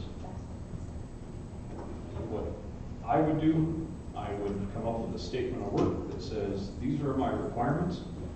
In this case, my requirements are you take credit cards, you charge X amount for a monthly basis, you will charge residents X amount for this, you will keep dogs for this amount of time. Lay that on a piece of paper and give it to whomever is interested, and they come back and say, here's our, if there's some things in there that are negotiable, they come back and say, here's our price. If things aren't negotiable and you're setting the fees and you're dictating these are the things you have to do, and you'll get some people to come back and say, yes, we will do that. And then you take the emotion out by what we did by forming that committee, and you went and visited the 3 potential sources of supply. What else can you do? I would absolutely not want to try to do this by some kind of referendum on a website. I'm a firm, and I know this is my last meeting, but I'm a firm believer in you're paid to govern up here. Yes, you heard from 72 citizens, but Councilman Bauer is absolutely right. That's 72 out of 7,000. If there was a perfect way where you could get a message out and people would take the time to go look at the information at hand and take the emotion out themselves. Because every decision we make here, you can very easily put on a website and have people vote on. But I guarantee you, people don't read the packet. They aren't gonna, if they do have questions, you don't want 2,000 people calling Joe to get clarification. That's what you're an elected official. To try to skinny that down to 5 representatives, 5 people that represent the population as a whole, to make those decisions. And if they don't like the decisions you're making, they can throw you out. All of you are only within, I don't know the number offhand, but about 400 votes away from a recall election. You only need 5% of however many people voted in the last election. I mean, if they really don't like what you're doing, they have a way to make their voice very well known, So my recommendation is, yes, I would push this off to January. I don't know if there's a way at this point in time to, I guess I'm not 100% sure. I know if you've got information from, say, the 3 potential suppliers, what they can do, what they can't do. Does everybody take credit cards? Do we have apples to apples comparison? Or, I don't know. You guys will have to deal with that in January. I do think we're making this way too hard. Look at it as if it was any other service. If it was an engineering service, Joe sent out we sent out something that requested a proposal back, right? We sent out an RFP, and we got responses back, we whittled it down, and we interviewed. Did the same thing with plans. Granted, this is not quite as high profile, not quite as, I'll say, important as the success of the city. All you're doing is buying a service like you do from other consultants. But yet, we seem you're making this way too hard. And my recommendation is to skinny it down, to use some kind of, look at it like every other service. Yes, you're going to get input from the citizens. You're going to have to gauge what, if 72 people represent what 7,000 people want you to do, you're always going to struggle with that on whatever issue you have. We had outstanding voter turnout, but it was still, not all, however many registered voters we have. But you're an elected official, you're going to have to figure that out. But I do think you're making it too hard. But you've already done the things that you should do to make an informed decision, and take that information together with whatever staff pulled together with respect to what, say, the 3 potential suppliers are and are not willing to do, and then make your decision. I would agree that to a certain extent, except one thing, the amount of time that's been involved with this. And for instance, when you're talking about RFPs, let's just say an example would be, we go with engineering companies. Let's say we have 4 engineering companies that come through the RFPs, and one of them's got some talk about thievery, being in bed with some convicted felons or whatever type of thing like this, some kind of trash that goes with it. And if you took all the trash that's out there and cut it in half, 50% of it, if 50% of the stuff that's being said out here on this instance here is true, then we have responsibility to listen to what the public is trying to tell us too, and that there's too much too much BS or however you want to call it attached to some of the stuff here to make a objective decision. If it would have been all before this and we would have caught it way before and it was just a little scale, you might be able to get away with that. But it's been blown up so much right now that there's so much excess baggage to one of these facilities that how can you continue to say it's okay just because the numbers pan out? This is about dogs and loved ones. It's not about the money so much. So I understand where the flat rates are, but you're talking about something that happened 21 years ago and then 17 years ago. So I can't tell you if it'll happen again. I don't know. But let's say all three vendors came back and you said they give you the exact same service to the dollars and cents or not that big of a difference, then make whatever the heck decision you want to make based on interviews and the input you get from the public. You know? Well, I think we'd beat this. Look, I said earlier in the meeting here that I would have to have a table, like, I know Amanda just walked out, so I think she's coming back. She had to leave. Did you have to leave? Okay. So is there anybody else that would like to come forth and just say anything? I mean, just be casual, say something if you want to. I mean, if you're looking forward to do that right now, say something. Liz Fairbanks, 24360 Yukon Street. First of all, I'd like to reiterate the fact that the people who are making this fake news, The people that are making the fake news, you called ignorant. I'm offended by that. I think that was very rude. People might not know what's going on, and they might not have all the facts, but calling somebody ignorant, and your people that you are on the council for, I think is flat out wrong. Second of all, I'd like to make a point that there is a character issue on this woman, okay? There was a fire at her house. She didn't call the fire department. She went to go get the dang truck herself. There is a character issue with this woman. Whether you guys want to believe or not that she steals animals, it's been proven over and over again by other people. Most of them have been in East Bethel, others have been in Isani, and there has been missing dogs here in St. Francis that poof, they're gone. So whether you guys want to believe that or not, that she is involved, that's on you guys. But from the people who I have spoke to, who have been involved with this woman, who get obscene amount of bills from her, who can't, all of a sudden now she couldn't take credit cards. Now she can take credit cards because, lo and behold, she just decides that it's okay for her. That is not character. That is not somebody that should be working for our city. It's ridiculous. Also, October 9th, Jerry, you stated that this should be not tabled, but be pushed on to January. Where is the trust? Where is the trust? The, what's it called? transparency. Transparency. Thank you. Thank you very much. Where's the transparency in this? Because Coleman thought it should be on today because he wants it over and done with? No, it doesn't work like that. The people are speaking. Because you only got 72 people on this one petition doesn't mean jack. Because some of these people aren't even on Facebook. A lot of people, like Jerry here, thinking about fake news, they're not getting it and they don't want to be a part of it. You can't blame them. I, for one, am willing to go door to door. I will hold my paper clip and my paper, and I will go door to door to prove to you guys that the city of St. Francis does not want this woman in our backyard. I am petrified that this woman is going to steal my dogs. I'm petrified, you guys. Thank you. Thank you. Anyone else would like to come up and talk to us? It's your time to say something, help us. Come on, please. We're not going to fight. So what's the protocol? Just state your name and address for the record. So we have. I'm at 532 245th Avenue Northwest, right upon the county line. So, a lot said, right? So to address Mr. Bauer's contention about the 1% to 99%, right? Oh, those are rough numbers. So we have to consider the 1% as the passionate part, right? So you always hear the people that are most vocal are people that have been wronged, or you rarely hear the people come in to compliment or things that are right. So right, to that point, those numbers might flush out. But to Mr. Squirrel's point, everybody has a vested interest in control for their city.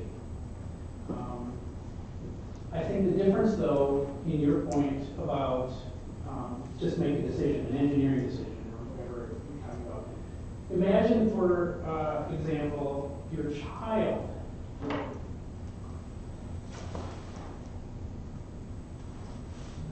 I don't think you could make the same sort of position if it was your child you're counting on being in the care of somebody without your presence.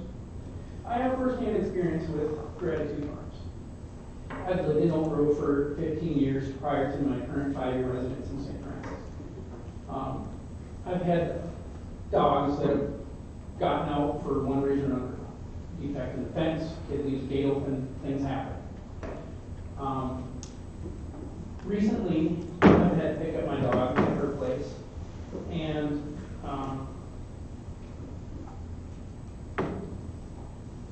I contacted her after contacting the sheriff's department to find out where to go to find my dog. When talking with her, she said, "When will you be here?" And I said, "I can be there by 3. She said, "Okay." At this point, it's like 2 o'clock. At like 2:45, she calls me and says, "Where are you? I have things to do." And without having published hours of business or any sense of who her customer is, she was very gruff, very aggressive about demanding that I come and get the dog now. She says, "Oh, and it's cash too," which delayed me even longer. So I had to stop and get cash. Now I'm on a timeline. I'm stressed out because my dog. When I get there, she brings my dog from behind a garage where I assume it was either chained or it was in one of those little animal crates, which is insufficient. Again, think about comparing apples to apples. Talking about this is your pet, your family member. Crammed in a crate in a dark room, who knows what kind of care. We've seen the difference in the facilities, right? You don't want your child to be mistreated. You don't want your child to be shoved in a dark place, uncared and cold, just because they happen to stray away and got lost. You wouldn't want that for your pet either. So, and this one, of course, when she walks the dog out from the back, she's an old dog. She's still with us, just barely. But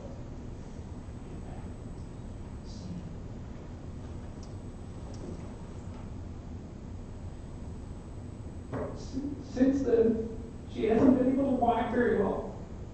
This could be an injury she sustained before being picked up. I have no idea, and so I'm not going to make any accusation. All I know for a fact is the dog didn't have a limp when she left the house that day, and she hasn't been able to walk well since.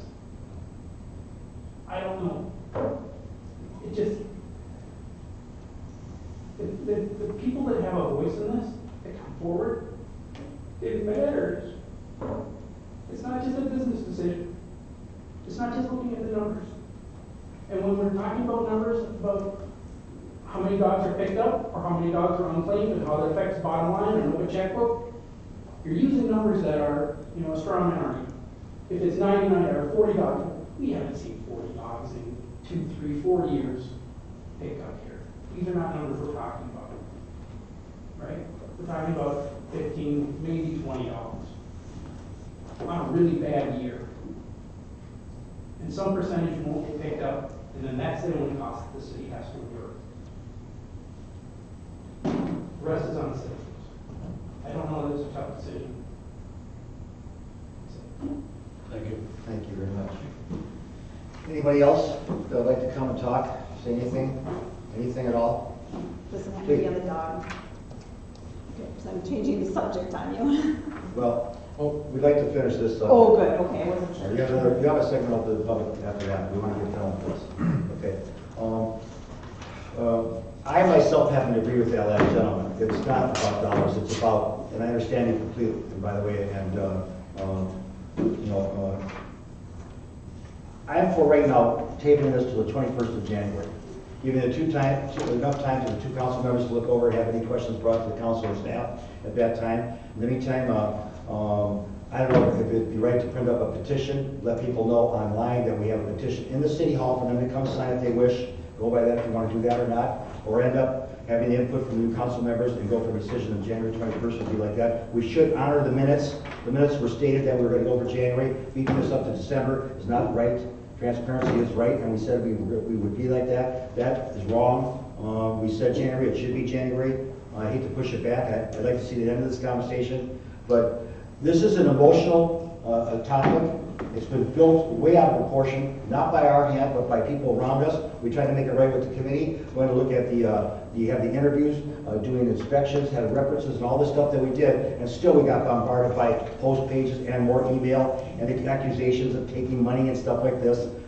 As you alluded to, some gentleman said that I took money because I brought up in a work session about the size of kennels. And that was one of my concerns, by the way. So I only went by what I felt as a former dog owner, that I would want my dog in a small kennel. That's why I stated that. And as far as the reports that were up there, I did not know that the state made them do reporting. I went by what one entity said they could do, the other one said they didn't, and then all of a sudden now they can. That's my concern. And the excess baggage, by the way, is a bad thing.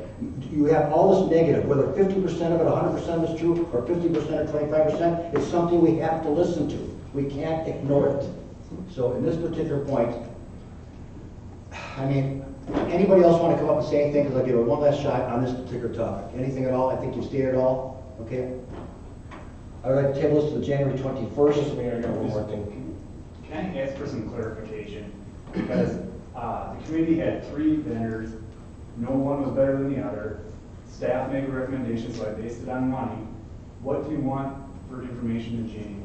I went strictly with money and response time. I don't know. We're not faulting the staff. I know, and references. So I took the 3 things that I thought were tangible, grabbed them, brought them back. What do you guys want? Well, let's hear from, I thank you, appreciate that. Let's hear from Rob, see what he has to say. I side with you a lot of what you said. I'm a pet owner myself. I put my dogs in a sizable kennel at night, and I do think most residents do that. I called around. Large kennels provide breeding ground for everything. So your dog gets picked up, it's put in a large kennel with other dogs, feces. Concrete is unable to be sanitized completely. So you pick your dog up, now your dog has kennel cough. The good thing about having multiple kennels, the way Gratitude Farm does, is keeps the animals separate. So when you pick your dog up, they don't get kennel cough. That's just some of the things that I did when I investigated this subject. If you want to... I would just like to point out, though, that I don't think that those are disposable kennels. They will certainly reused to the degree that they're sterilized or sanitized after cannot be different than a large kennel with an epoxy surface that's not porous. That's what I was told, not by Gratitude Farms, by my own investigating. So I'm not for either one, or I want to see a cap come January. I don't care which one of these we go with. They're all pretty much the same. I would like to see a cap of the $4,200 or whatever it is. That way the city's not on the hook for anything additional. You just don't know what other vendors are going to do.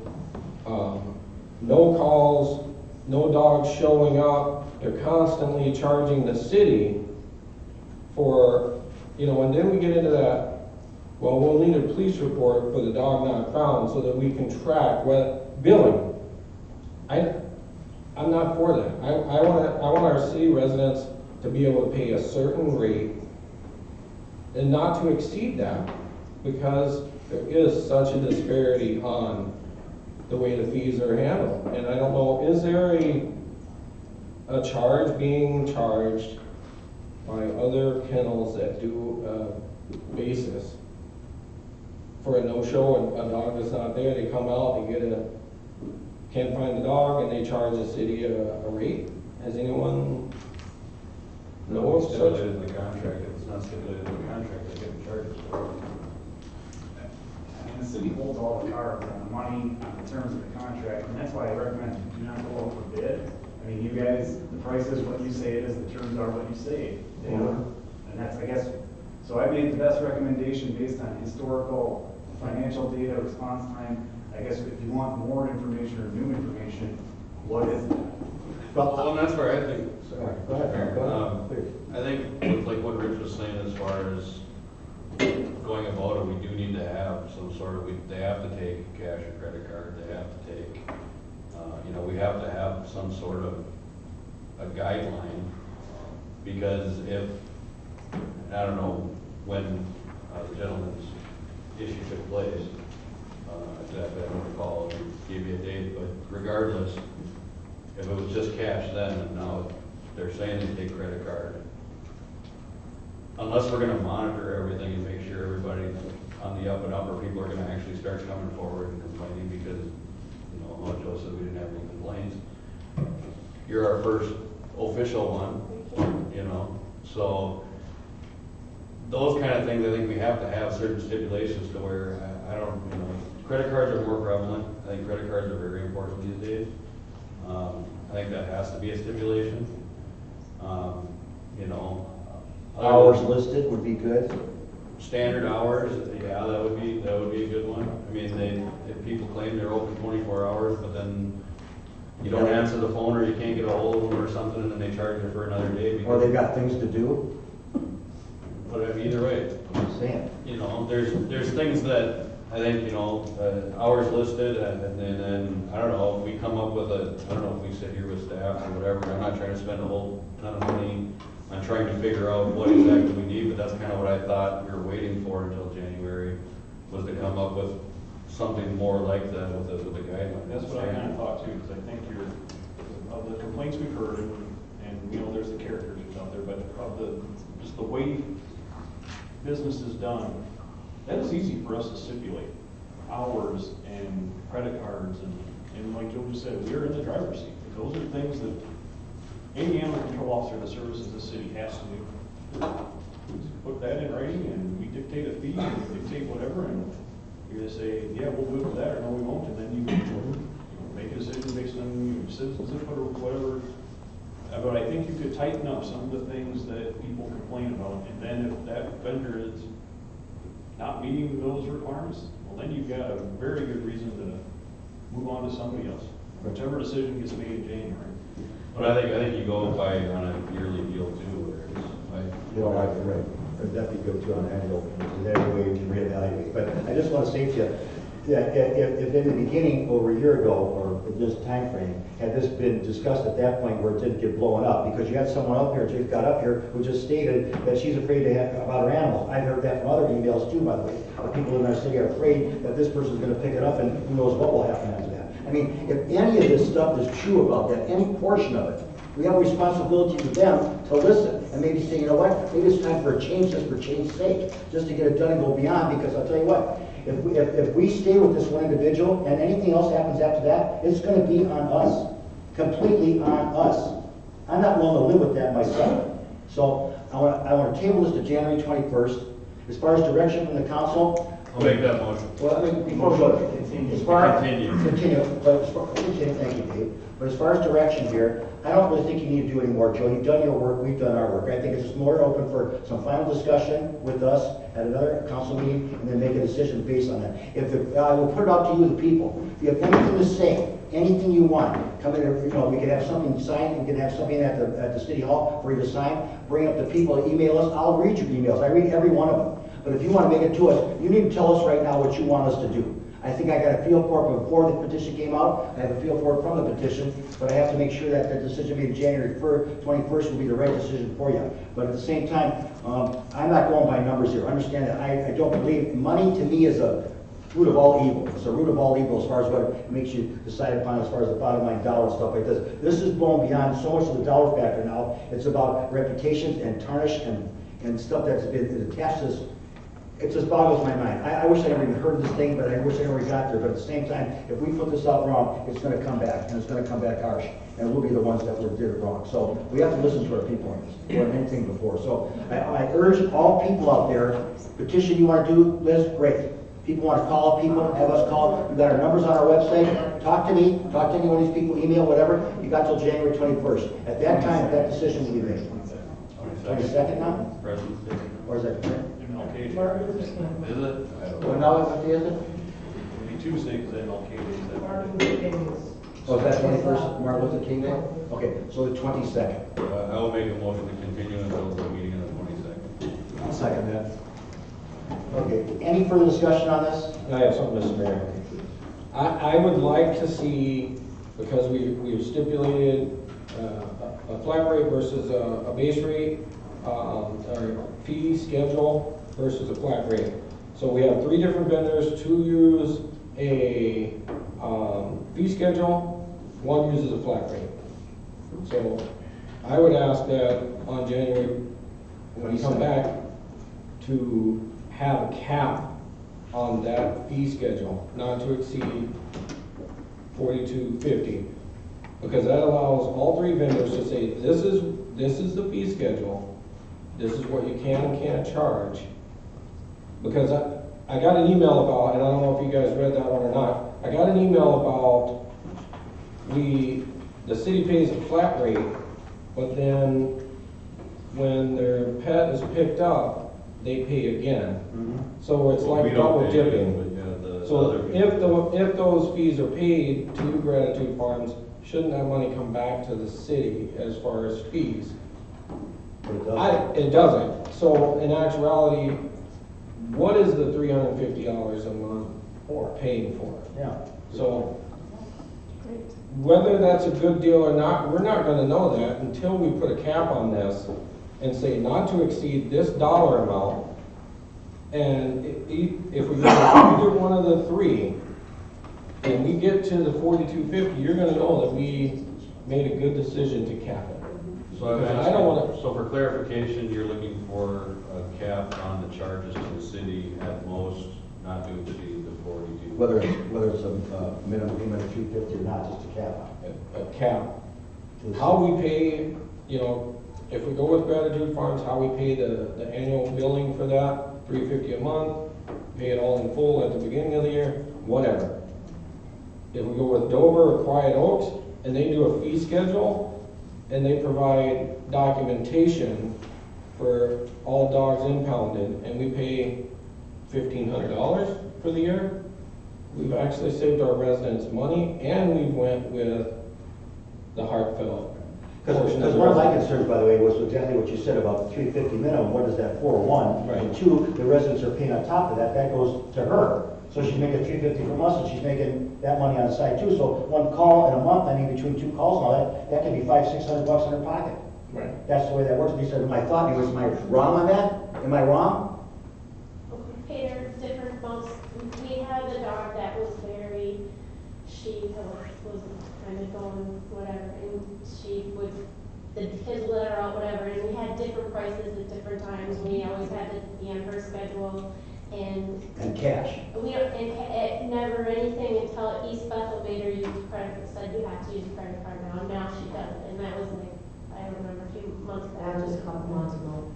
That she has And that we too. made that change as well when we heard that. And I think we, at our meeting, also stipulated that before the next step, adoption or whatever, that the city would need to be contacted. That was my understanding, the changes that we made to facilitate One of how the our gentlemen that limit. emailed us, sent us some statutes that I looked at prior to the meeting. I think those are interesting. I'd have to look closer at them, but. Also, I want to bring attention of everybody here that, and I've mentioned this to our police chief and our city administrator, that there are other players, other companies coming into this game now because they see a need for it. So if we go by the year, we may end up having more vendors in place that we can actually go out for RFPs that we don't now because it's a limited audience.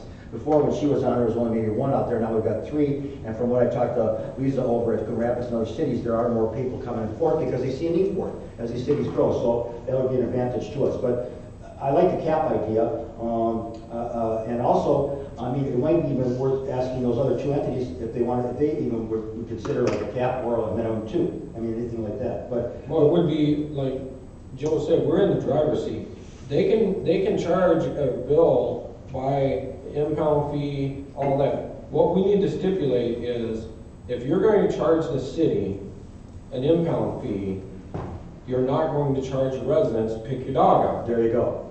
Thank you. So that's what these three vendors need to do. I'm not here to make a decision in January. I'm not here to make a decision on one or the other. I want the best for the residents that we serve, and it truly is about not charging our residents and charging the city to return one's dog.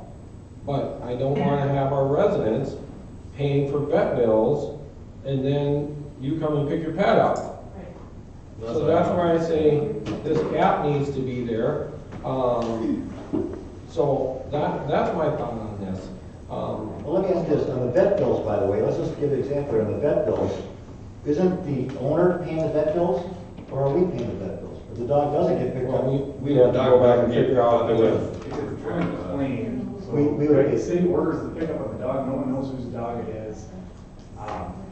Under the 350 cap, the contractor pays for it. So if, without that monthly billing, it's open-ended, right? And so that's where we were getting burned. but what about these rescue facilities that they have, that they turn over to rescue dog areas? I know the two of them we talked about that. The cap is, she incurs all that price to, when she turns it over to a rescue center, it's vaccinated, it's a safe dog. You know, she has to take it to the vet. That's all incurred in our $350 a month. I'm saying these other two vendors, if they have a dog that's unclaimed, the city is at risk to have it up-to-date vaccinated. If it got hit by a car and does one of the kennels make the determination and the vet to fix the dog and then bill the city? And where are we at? We're here holding the check, like, thanks for fixing the dog, but no one. But the question on that, by the way, is there due diligence in trying to put that to a rescue situation? Is there true due diligence in getting that dog to rescue, or just building up fees to pay? So they're supposed to, per our contract, provide medical care or bring them to a vet. That's how we stipulate it. And then after 5 days, if nobody picks it up, they either euthanize the dog or give it to a humane society or something like that. But if we looked about the euthanasia part of it, 99% return in 24 hours, 90% return rate. Let's see what else. So basically, all of them were high rates as far as returns. Right. The question is, we're allowing the kennels to bill the city and bill our residents. So we need to fix that. Yes. You either pay one flat rate and you keep the dog for 5 days and you find the owner and you hand that dog over. And my understanding is there's state statutes that these kennel operators, ACOs, or they must have the dogs vaccinated. So if you can't prove vaccination, when you pick your dog up, you have within a certain number of days to get that vaccination and bring that to the city. I mean, these people are licensed to do what they do. Whether one has a bad attitude, or I've heard it on both sides. I've gotten emails bad for Gratitude Farms. I've gotten emails bad for Dover. You can look on both Facebook pages and they're smeared on both. So I don't know that either one is going to be the right one for St. Francis here today, because there's a smear campaign. But my goal is to get our residents their pets back and not double charge them and not open up our checkbook to pay for dogs that go to the vet by day 4, and then all of a sudden, here I am, I'm here to get my dog, and the city's billed for $1,200 worth of vet bills. And you just go pick your pet up. That's what I'm trying to avoid. Yeah, but wait a minute now, what if that resident comes there and picks up that dog as a vet bill, doesn't the resident pick that up? I mean, right? I mean, it only unclaimed, Rob, not claimed. If they come back in 5 days and pick that dog up and there's vet bills, they pay that. So residents don't have to Shouldn't pay it be at the any fee for a new better- pounded dog, is there any incentive to keep your dog in your yard then?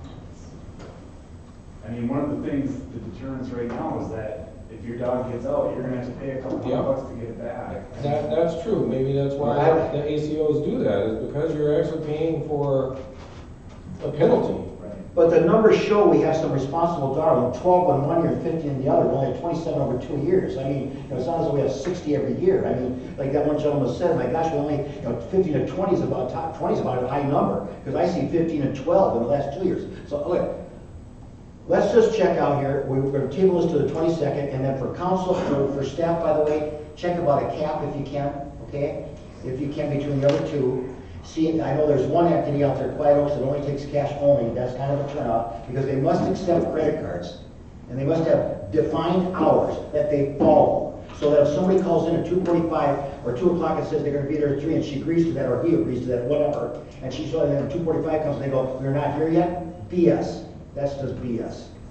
So if I come back with, let's say 2 vendors that accept credit cards, we'll agree to, let's say, just keep it at $350 a month, because we were paying $500 a decade ago, so let's just say that the number, and then they can bill For the cap. for the cap, For for the the monthly cap. payment from the city. Yeah. And then, they can bill dog owners as they pick them up per the fee schedule. And I have 2 vendors that are identical on that, and we can make a decision to move on. Well, that would be my hope. That would be my hope too. That would be all. However, I'd like to go ahead and throw this out. State statute 346-47 clearly states, subdivision 1, establishment means any public or private agency, person, society, or corporation in the custody of animals that are seized under the authority of the state or any political subdivision of the state, and number 2, where'd it go? Sorry. Regular business days means a day during which the establishment have custody of an animal is open to the public not less than 4 consecutive hours between the hours of 8 and 7 p.m. So, with that said, Dover Kennel does not meet the state statute requirement to be an ACO within the city of, well, actually within the state of Minnesota. So they would be disqualified as one of our potential candidates. We have to check on defined hours, credit What card. statute is there?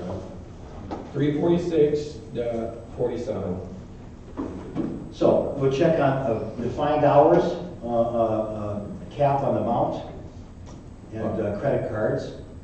The chipping is a volunteer situation, so we can't demand that. We can't, you know, I would like to see that, but we can't demand that.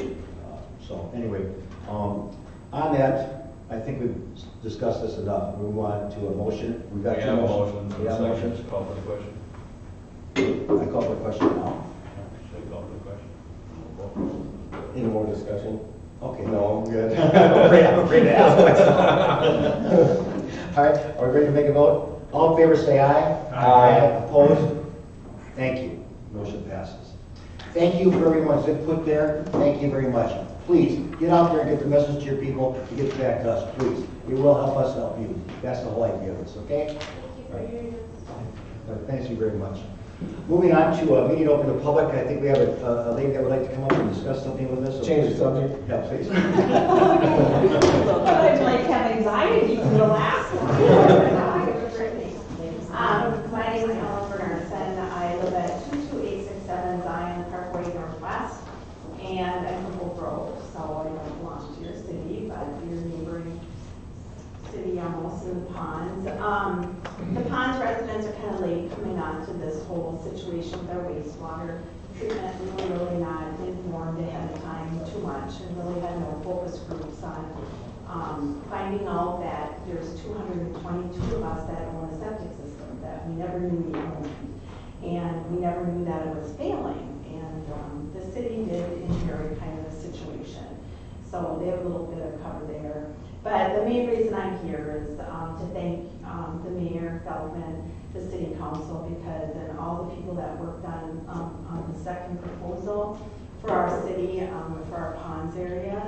This was above and beyond, and many of us in the ponds feel And we really want to thank you for doing that.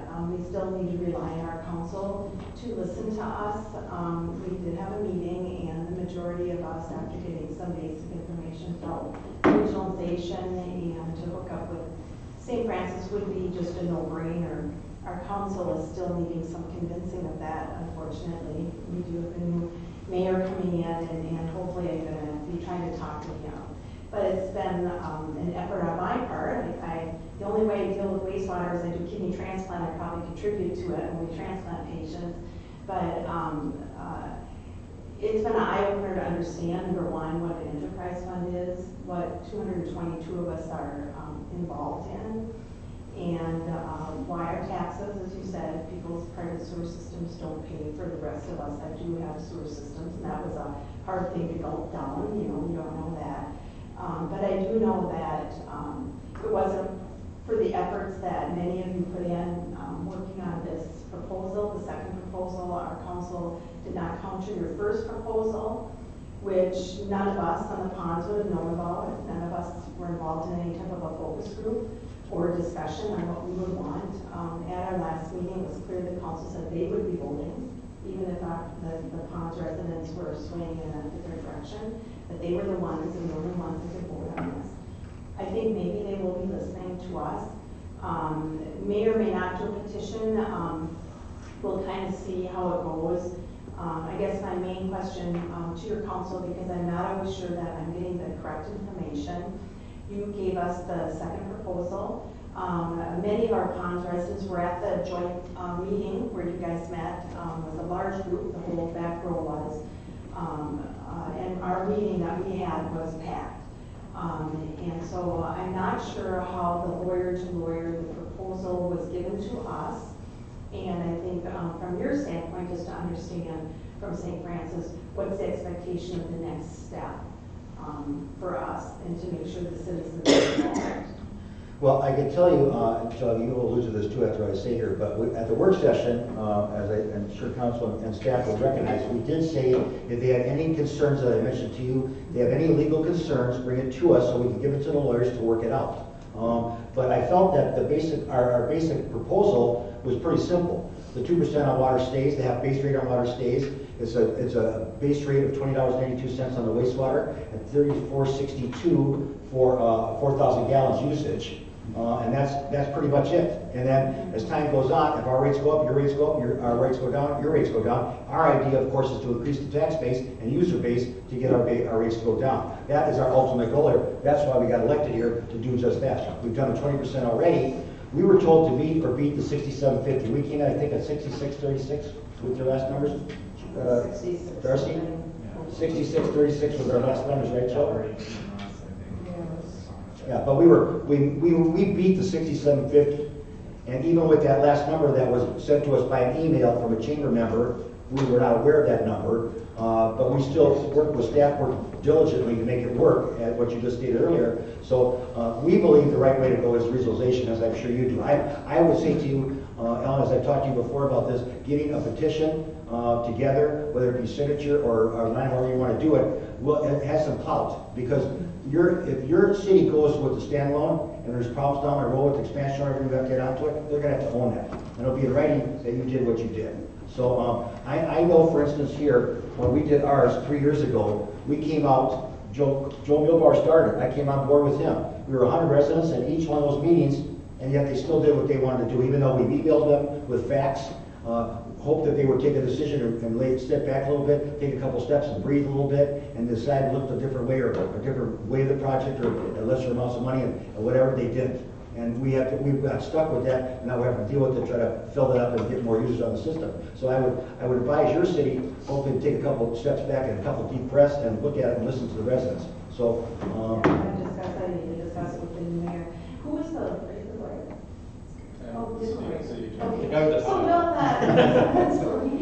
So should our council or our lawyer be contacting you with the details? It can be through staff. Okay. City But it's administrator, really city administrator. I'm just afraid it's going to collect us West maybe, and I'm not sure. Yeah, well, you heard at that meeting, by the way, that there was concerns about, the 20-year lifespan of the facility. You heard our public works director say that there'll be some things changed. Cambridge is up and running since 1994. Meg Region has facilities running longer than that, where ours will run past 20 years, I'm sure. There'll be some things will be changed in that time frame. But I mean, as far as what the rates will be 20 years from now, I have no idea. I don't know how many of us will be here in 20 years. So I don't know about that, but our goal is to get the rates down. So there was things said about a year's construction time to connect to us. We don't believe it'll be that long, but we don't know what's on your side versus our side. We have a pipe there. It should be an easy connect as far as what I talked to Paul about, but it depends on what their side is. We don't know that. You have a pressurized system. We don't. We have a gravity bed. Most cities have gravity bed. In fact, I never heard of a pressurized system until I started dealing with Oak Grove. So to me, you need, I wish we could do more for you, but I think Joe would agree and all here, there's no more we can do. Yeah, I think as far as expectations, the next step would have to be made by Oak Grove to, I think, it sounds like they're moving forward with a facility plan, so whether or not they come back to us, I guess, is kind of where we're at. In the meantime, we're waiting to hear back from them. If the residents So it's in over our there. ballpark that they should be contacted. I confused them. I should just Please keep do. the record straight. Dave, Paul, and myself have been working on a wastewater agreement that we're gonna bring to you guys for the January 7th meeting, that will then go to them for their first meeting in January. Right. I haven't told anybody that, so I wouldn't expect. So I mean, the details that we talked about already. There you go. So what we found out is that wastewater agreements are much more complex than shared water agreements. And so, because you're taking in stuff, right? Water, The regs. we're pushing it through their closet and that's it, we don't care, we're taking all their stuff in. So it's much more complex, some of the details. Okay. So Paul, we were working on it this morning and Dave's been involved as well, and we're trying to get that done. But those dollar amounts still stay the The same. dollar amounts will be the same, it's just kind of the language? intricacies of wastewater. Because I went to the meeting and that's what their city council is like, hey, we're waiting on an agreement, so then they can give it to their lawyer and they can peel it apart. And they're looking out for their residents, and I agree with you, regionalization and annexation, that's the way to go. Yeah, believe me, I researched the annexation part too. Yeah, once we get sewer and water, I think it'll be much easier, but I think there's a 10-year plan there that, we can't just, annex 100% of their tax base or whatever, there could be some stepping stones to annexation, percentages come to St. Francis, not leaving Oak Grove vacant, and then just absorbing the whole sewer and water system. I think that's a good plan for those 222 residents. That's just my personal opinion. I don't know if I could get everyone to vote on that, to go through that process of annexation, but I think I'm a resident first, and I want to look at what's your best bottom line and the best service that you can get. And for 222 people to build their own system, and then it's insane, because if it fails some kind of way, and I don't think their guy was qualified to do all the inspections, that we have our facility going through inspections and testing so many times. You may hear about it in our monthly report or quarterly report here in a few minutes. But there's a lot of dollars and cents to run that facility that I don't think Oak Grove is accounting for, and they're putting it on 222 residents to pay that bill. Yeah. It didn't take much for me to study up and come to the conclusion in my mind. My husband wanted to go to IDC, and I said it's a no-brainer, we're not going to debate this, this is going to be a done deal, but we debated it.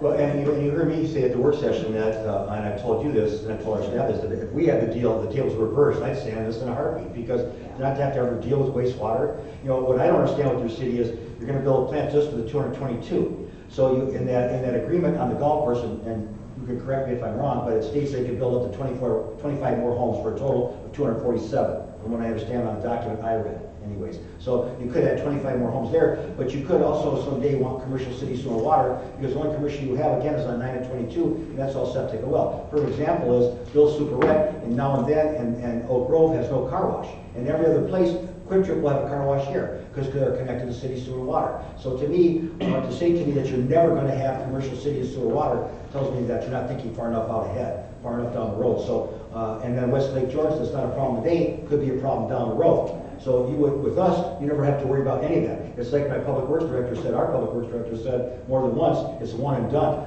One of your gentlemen, I watched the meeting on video, and he said one and done, because I mean, that's it, you're done with wastewater forever. No biosolid disposal. And even if you build your own standalone system, you will still have to dispose of West Lake George biosolids, which in Cambridge won't take anymore. They're talking about coming to us. So to me, you can do it under one package and be done with it. So the sad thing is that your rates have been too low, too long, and that's the problem you're facing. Where for instance, because it's $62 at West Lake George, their actual enterprise fund has a lot more money than your fund has, and that's sad. So I wish there was more we could do for you, but where we can't, I mean, I did not know about this what you're talking about, because I thought at the end of the work session, I just said, bring your legal questions to us.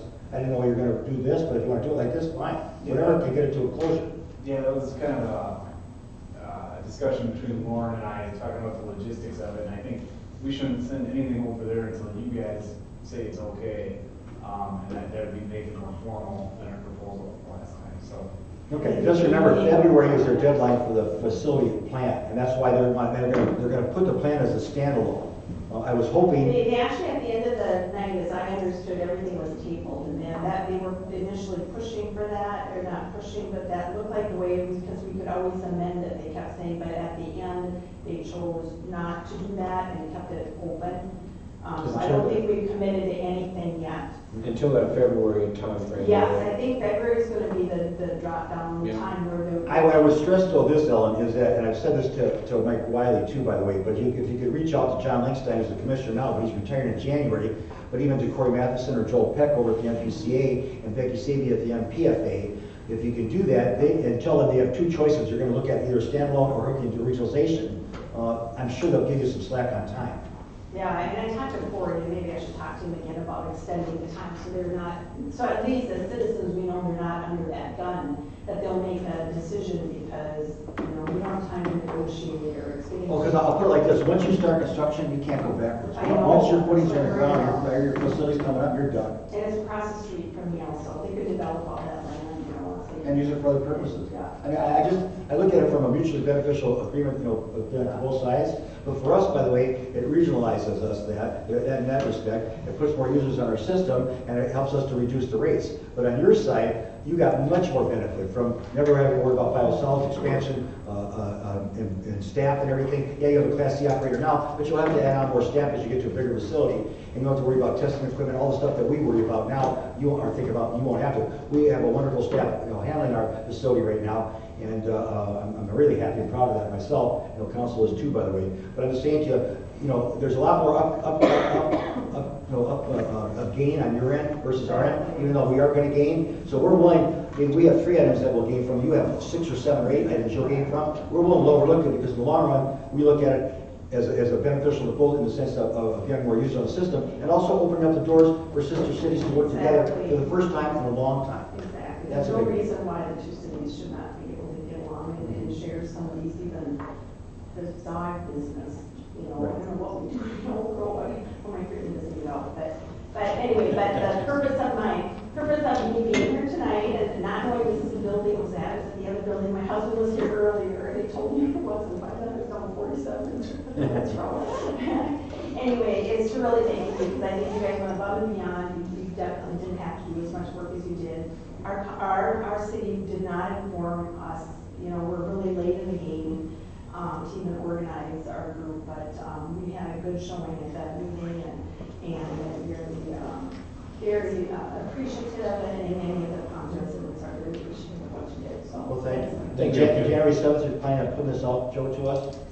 First meeting in January. Okay. All right. So just you can look at the agenda for that night too. That sounds good. Thank you very much. Thank you very much. I appreciate that. Joe, just for that January meeting is there an idea of the SAC charge for the available lots that may potentially go in? How that SAC charge is going future ones, I think would be at full price. But that'll, Well, I would think we'd be at some sort of percentage, because they do have, from, as they say, from the blue pipe back, they're going to need some part of that SAC to facilitate their enterprise fund. So whatever that percentage is, if it's 90-10, I think there needs to be that deal there, instead of St. Francis taking the entire SAC charge, because they do have SAC stuff I that could they be, need I could be to. willing to listen to that because our system is a direct contact, connect to our system, but theirs has a system. Is that right, Paul? Because I mean, they have that pipe before they get to our pipe on it. Let's say, for instance, they have a house over here. Okay, they got a house here, and they got and our pipes over there. I mean, they're gonna be put connected to that pipe, but they still have a system, a point in between. They are still gonna have a system, a collection system in between, yes. Yeah. So there's some. And I can see them saying that they want the entire SAC. But I think. Just understand something, and permits, by the way, as I mentioned before, the actual, because permits are like in the $10,000 range, a lot of that is stacking back, the sewer access and the water access. So the actual building costs aren't that high because they're based on valuation percentages. So, all right, we can look at that. But I'm glad you're doing it. I just wasn't aware of it. I think it's a good thing to bring back to us. Hopefully they'll come on board. That's our goal. Okay, that's our goal. All right, anybody else in the public? Liz, did you still want to speak? No, thank you, thank you. All right, okay, thank you. All right, moving on to department report. So that would be. That's fire department. In your packets tonight, Mayor and Council, there are our monthly reports for November for the Public Works Department. Again, our facilities are operating at the highest efficiency. You're seeing really good test results and removals as far as constituents that we have to take care of, both in the water and the wastewater. Something that I do think is kind of interesting and I wanted to point out, if you look at our streets and parks one, we're showing that in November we did not start flooding the rink. The temperatures were pretty warm yet, but before the weekend, before Friday, we did have ice ready for skating in both rinks. Unfortunately, over the weekend, we did lose a lot of that ice. Our staff has put snow on top of that ice and trying to preserve it right now. If you do get questions, that's what's going on. We put down snow right on top of the ice that's left. It helps to preserve it until it's cold again. We'll scrape it off, broom it off, and start flooding again. So we do always try and have the rinks open for the first day of Christmas break for the school. With 40 degrees tomorrow, I'm not sure that we're going to make that, but we will certainly keep trying. So, with that, with that, I'll answer any questions. No, the only question I have, by the way, was when I called you earlier about the rereads. So it really on that page 92 of the packet, that's where work orders, rereads, and high reads. Yep. So those are examples of what we're looking at for that water miscellaneous. Those work orders that do come through to the Public Works Department. And I missed that. That's a typo. It says rereads, and it would say high reads. Those are the. Oh, the 20 is a low number, anyways. Sure. I just want to point that out. Yeah, I like how you print this out. It works really well for us. That's good. Okay, any questions by anybody? Jerry, you have any questions on it? No, I have no questions. Joe? Rob? Why, certainly. I was gonna save that for my end of report. There's only one rag that was flushed. But all the numbers look really good except for one for me that I kind of need some explanation on. It's under the water treatment page 1. Manganese removal, we're only at 70%, and can you enlighten me on? Manganese is a difficult substance to remove from our water. What we try to do is a process of adding sodium permanganate. We also do aeration and chlorine to bring that manganese out of solution. If you're in your house and you have high levels of manganese, where you're going to see that most predominantly is if you take your cover off your toilet tank and you look in there and you might see like a black ring around the inside of your tank. Okay. That black is the manganese. Pretty tough constituent to get out. You know, a lot of the bigger aesthetic when it comes to that, what that plant is doing is removing the iron. Iron is the orange substance that you'll see staining everything. Right. The black is the secondary, or the manganese is the secondary. It is tough to get out without adding more chemical, higher costs, backwashing more often, getting those filters to work harder than they are is always a difficult task to manage and find a balance on. Well, I understand that. You said sodium, so we're injecting a little bit of salt, or? Sodium permanganate, there's two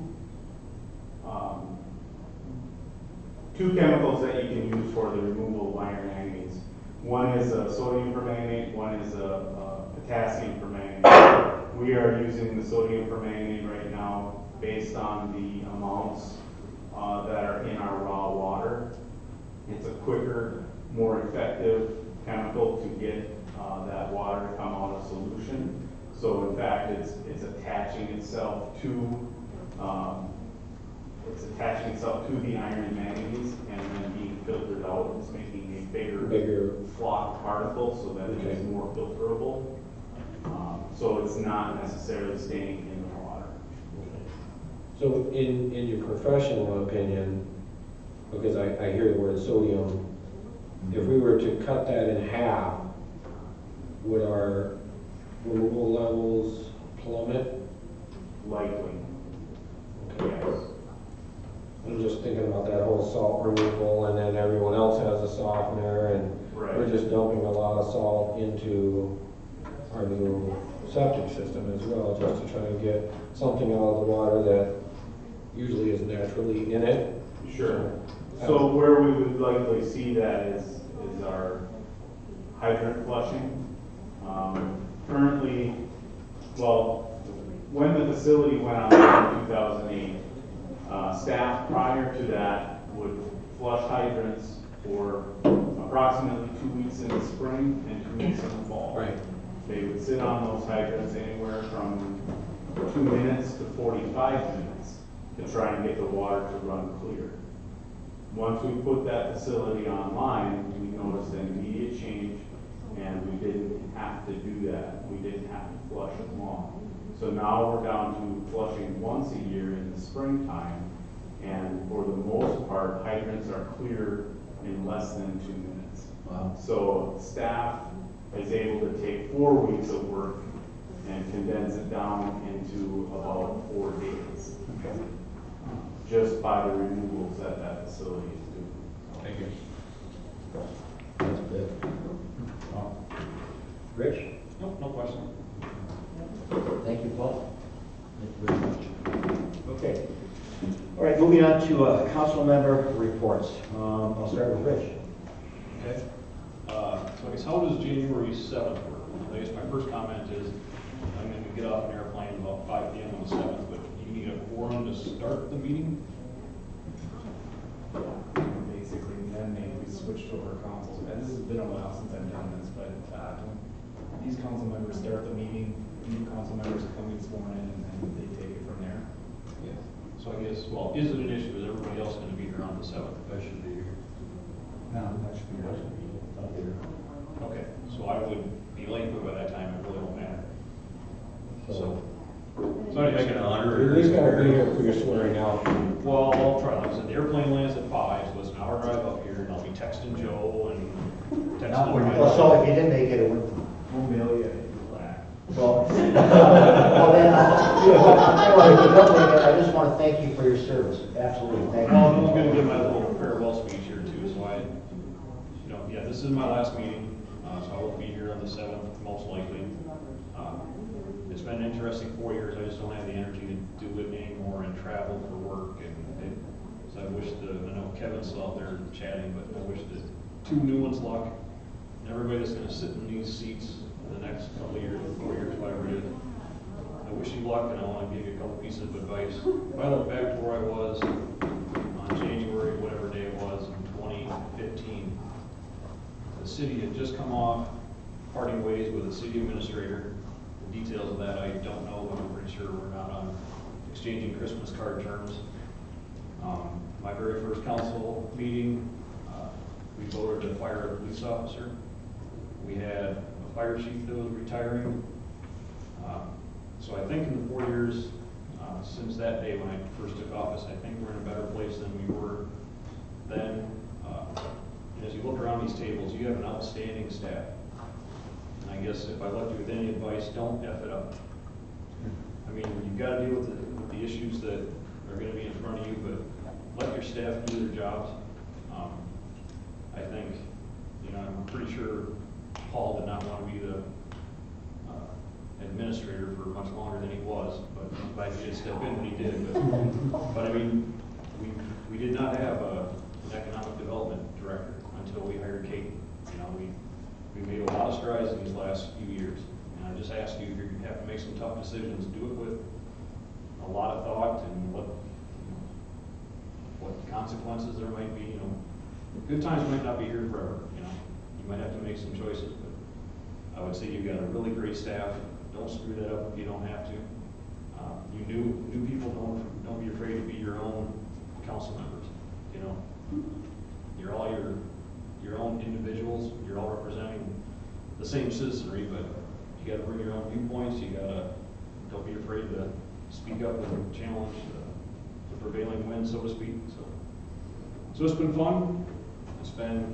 I will admit, I am not going to miss having to get beat up for making the decision about wastewater treatment plant. I still stand behind that vote. I don't miss being berated about that every single meeting. So I'm glad those days are over. I may come back someday. I don't know. We'll see. But anyway, I think our city is in a better place than when I started. I'm proud of that, and I didn't do it myself. Believe me, I'm not taking credit for all of it. I think we got this council together with the previous council, and we assembled a great team. I think we're moving forward, but you got to keep moving forward. Because when I first started, I kind of ticking off what have we done. Dollar General came in, the auto dealership came in, O'Reilly moved into a new building, but then it's kind of stopped here for a while. We're all kind of excited for this development. We cleared off the corner down Bridge Street. Now it kind of seems like we're treading water right now.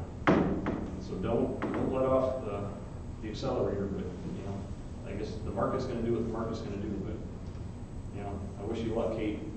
We all got high hopes for bringing St. Francis forward, plan to fruition, and everything else. So anyway, this is it for me. Like I said, maybe I'll come back. We'll see. Maybe I'll be in that audience and we sit and take notes and take my opportunity to give you hell every once in a while. So you're always welcome. Yep. So anyway, I just want to add to that, once again, thank you for your service, but it's been a pleasure working with you for the 2 years I've been with you. So thank you. So, Rob, anything else you have? Something else? Oh, no, it's been a pleasure too. Talk about that. Oh. I'm good, yeah. Joe? I don't really have anything. Thanks, Rich and Jared. It's nice to get to know you guys over the last few years and working with you. Jerry? Well, you guys can't get rid of me that easy. I'm going to be around for one more meeting, so. Oh, that's right. See, sorry about that. I just want to say with sometimes I come across kind of crash as far as the animal control officer. I look at things very logically. I try to keep emotion out of my decision. That said, I know Liz has actually been to my house. We dress our dogs up for Halloween. We have 3 dogs, 1 cat. My wife is actually in the animal service industry. She's a dog groomer. She owns her own dog grooming shop. So I think I kind of add a little bit insight to the discussion as far as, I know one of the reasons why you want a smaller kennel, because when there's a lot more room, dogs tend to move around and hurt themselves, especially if they're anxious. and they tend to feel more secure and safe and less nippy if they're more confined. So I do know that, yeah, that was a concern with some of the residents about the size of the kennel, but there's a reason for that, and I don't know if a lot of the public understands a lot of the reasons on why some people in the industry do certain things, and there's a reason for it. When I said that people are ignorant on that subject, I don't mean that as a derogatory term. What ignorant means is just you don't know the facts of the case. That's all it is. You know, by no means do I need to call people stupid or foolish. I chose that term specifically because the facts of the case are unknown except by the two people that were there. There's a lot of he said, she said, and I don't think the city's ever going to get around that. And I just prefer to put everything behind us, to be honest with you. You know, that said, I think tabling the discussion to January is probably the right decision. But I understand that's the first thing I asked Joe when I called him this morning was, you know, why is that on the agenda? And he gave me a reason, and I understand that. I respect staff's opinion. You know, I do want to warn the future councils against making emotional decisions. Decisions based on emotion are rarely the correct decision to make because emotions change. So I would want to, you know, please make an informed decision. And whatever, and again, I don't care who it is. I mean, in all honesty, I think the issue is we're overblown. I mean, if they pick up 12 dogs, it affects 12 residents out of 7,200, 7,500 people we have here. 12 people out of 7,500 is, you know, that's half of a 1%. I mean, to me, it's not a showstopper. You know, so, you know, just take some time, make the right decision, whatever decision that would be. I mean, I don't care. I haven't really dealt with an animal control officer in 7 years, so it doesn't matter to me. Again, I want to say, any drivers out there, slow down, watch for deer, watch for kids. I see that we've got the signs in town, which is great, you know. The ones on 47? Yep, the ones on 47, you know, we've got the billboard signs that light up. There's also the flashy light on pedestrian sign that's fairly new. And I've had so many people, I'm shopping at County Market, and so many people say, when did they put the 45-mile-an-hour speed limit sign on 47 there? I said, 2 years ago. Oh, really? I didn't know that. I just saw it. So, you know, I think with all the other signs, people are actually looking at signs and trying to do that. A lot of people don't know it's a school zone, speed zone. You know, so take your time, be careful, watch for kids, watch for animals and stuff like that. If there is any pedestrians out there, look both ways, push all the crosswalk buttons, get off your phone when you're crossing the street. Just for Pete's, I mean, you step in a pothole and twist your ankle, for Pete's sake, you know. Watch where you're walking.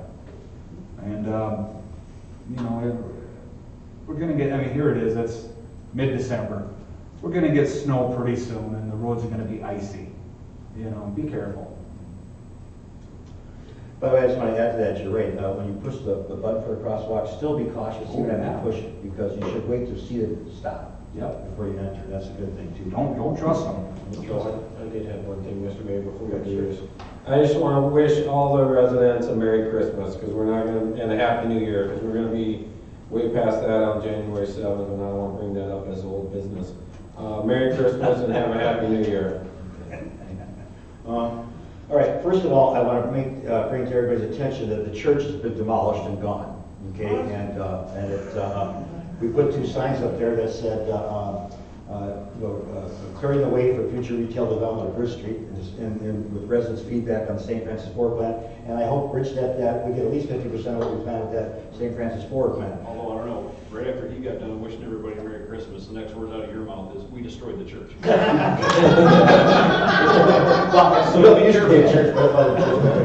Anyway, I just want to say to people, it's just a way of starting to clear for the retail development. We have more things in the works here, but the signs are up, as was promised, and it really opened up that corner, by the way, tremendous. I didn't realize how big it was until I saw that building down, because the building next to it was just one thing, but that one just, all of a sudden, it's like, wow, it just cleared away. We'll also say to you that staff did nothing wrong here, has done nothing wrong. Staff is doing a great job. You give us the information, it's up to us to make the decision based on the information we collect and also what you give us. Nothing was done here wrong with animals at all. It's just this animal thing has just been blown out of proportion over a long period of time. That's what happens when something gets, today in this electronic world, I mean, things like this happen all the time. I wish we'd have nipped it in the bud 12 months ago, but we didn't. We try to be as fair as possible. Sometimes when you're bending over so much to be fair, you actually do yourself more harm in the long run. So we'll see how it all pans out in the long run. Whatever decision we make, and there were some good points brought up tonight by all the council, so we'll see how that all incorporates. And that's all good. So, but once again, I want to say, you know, Joe Coleman told me in the very beginning when I became mayor in my first term, it's staff's job to give us the information so we can make a decision. Again, it's our job though, and I can't emphasize that enough to the new council members coming and the ones that have been here already and will continue to be here. It's our job to read it, understand it, ask questions until we do, and make an informed vote. That's what we need to do. That's all we need to do. That is our job, and be responsible as we possibly can. As I've always said, there's going to be times we're going to agree to disagree, but at the end of the day, as long as the end result in our mind is what's best for the majority of our residents, you may have a better, Joe may have a better idea to get there, Jerry may have an idea, whoever the new ones are coming on, they may have a different idea. As long as at the end of the day, you truly believe that your decision is based on what's best for the majority of our residents, I can live with any one of those. And that's a big deal to me. So, once again, I want to say to you, if you have any questions, please come forward to that city. Do not put a shovel in the ground to build anything until you've asked the city if there's a permit need. And they will tell you. Don't assume that you don't need a permit, and then find out later on you do it and get fined and all that stuff that goes on. If you have questions, ask questions. If you have a concern, as I'm stating this more from the video people out there, if you have a concern, bring it to our attention, let us address it, we'll look into it with full due diligence, and we may not be able to give the answer you want to hear, but we will definitely give you an honest answer. That's what we said we would do, and that's what we are doing. Craig, I want to ask you, we did apply for the grant from the HSIP, the Highway Safety Improvement Program. We should find an answer hopefully in January or February is what we're looking for? Correct. Okay, and we tentatively are hoping, we applied for what, $300,000? It was closer to 400. Okay, so whatever monies we get there, along with the police report and all that, we'll start the communication with Melissa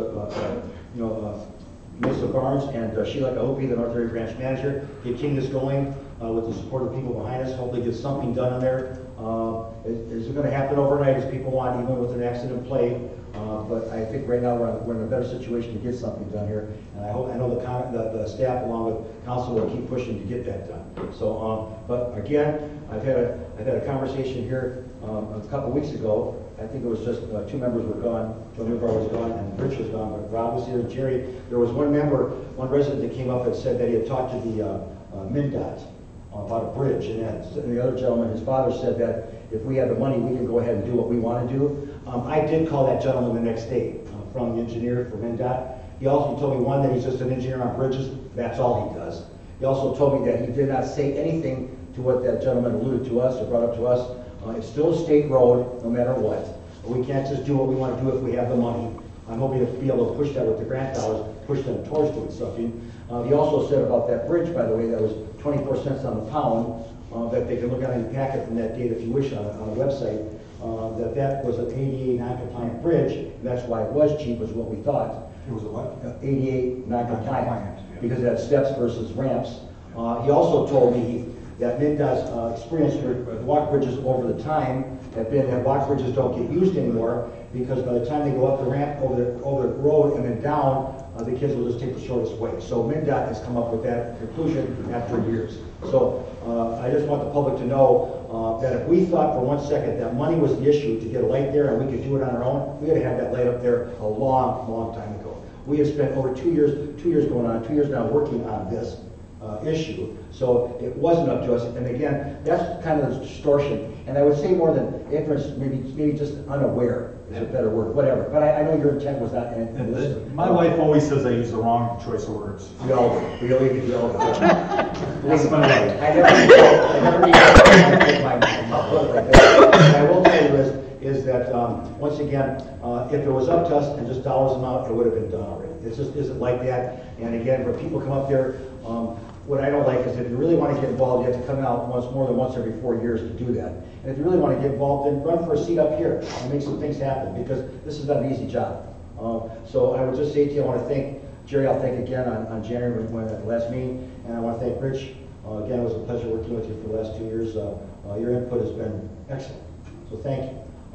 So on that, again, I can't tell, all I can say to the public is we work for you, but unless we know what your issue is and your problem is, we can't help you. I mean, I'm not going door to door and ask for every problem. I did for 4 months, and I got some things I could take care of, but we can't take care of everybody. Again, that's our whole thought was to make the majority of our residents, to the best of our ability, to do a job for them is what we do. So on that, I would wish everybody a Merry Christmas, and drive safely. Enjoy yourself and your family, but be safe, because that's the bottom line. Okay? Health is everything. Believe me, I know that for a fact. On that, any other business to attend to? Okay, then I will adjourn this meeting at 8:40. Thank you.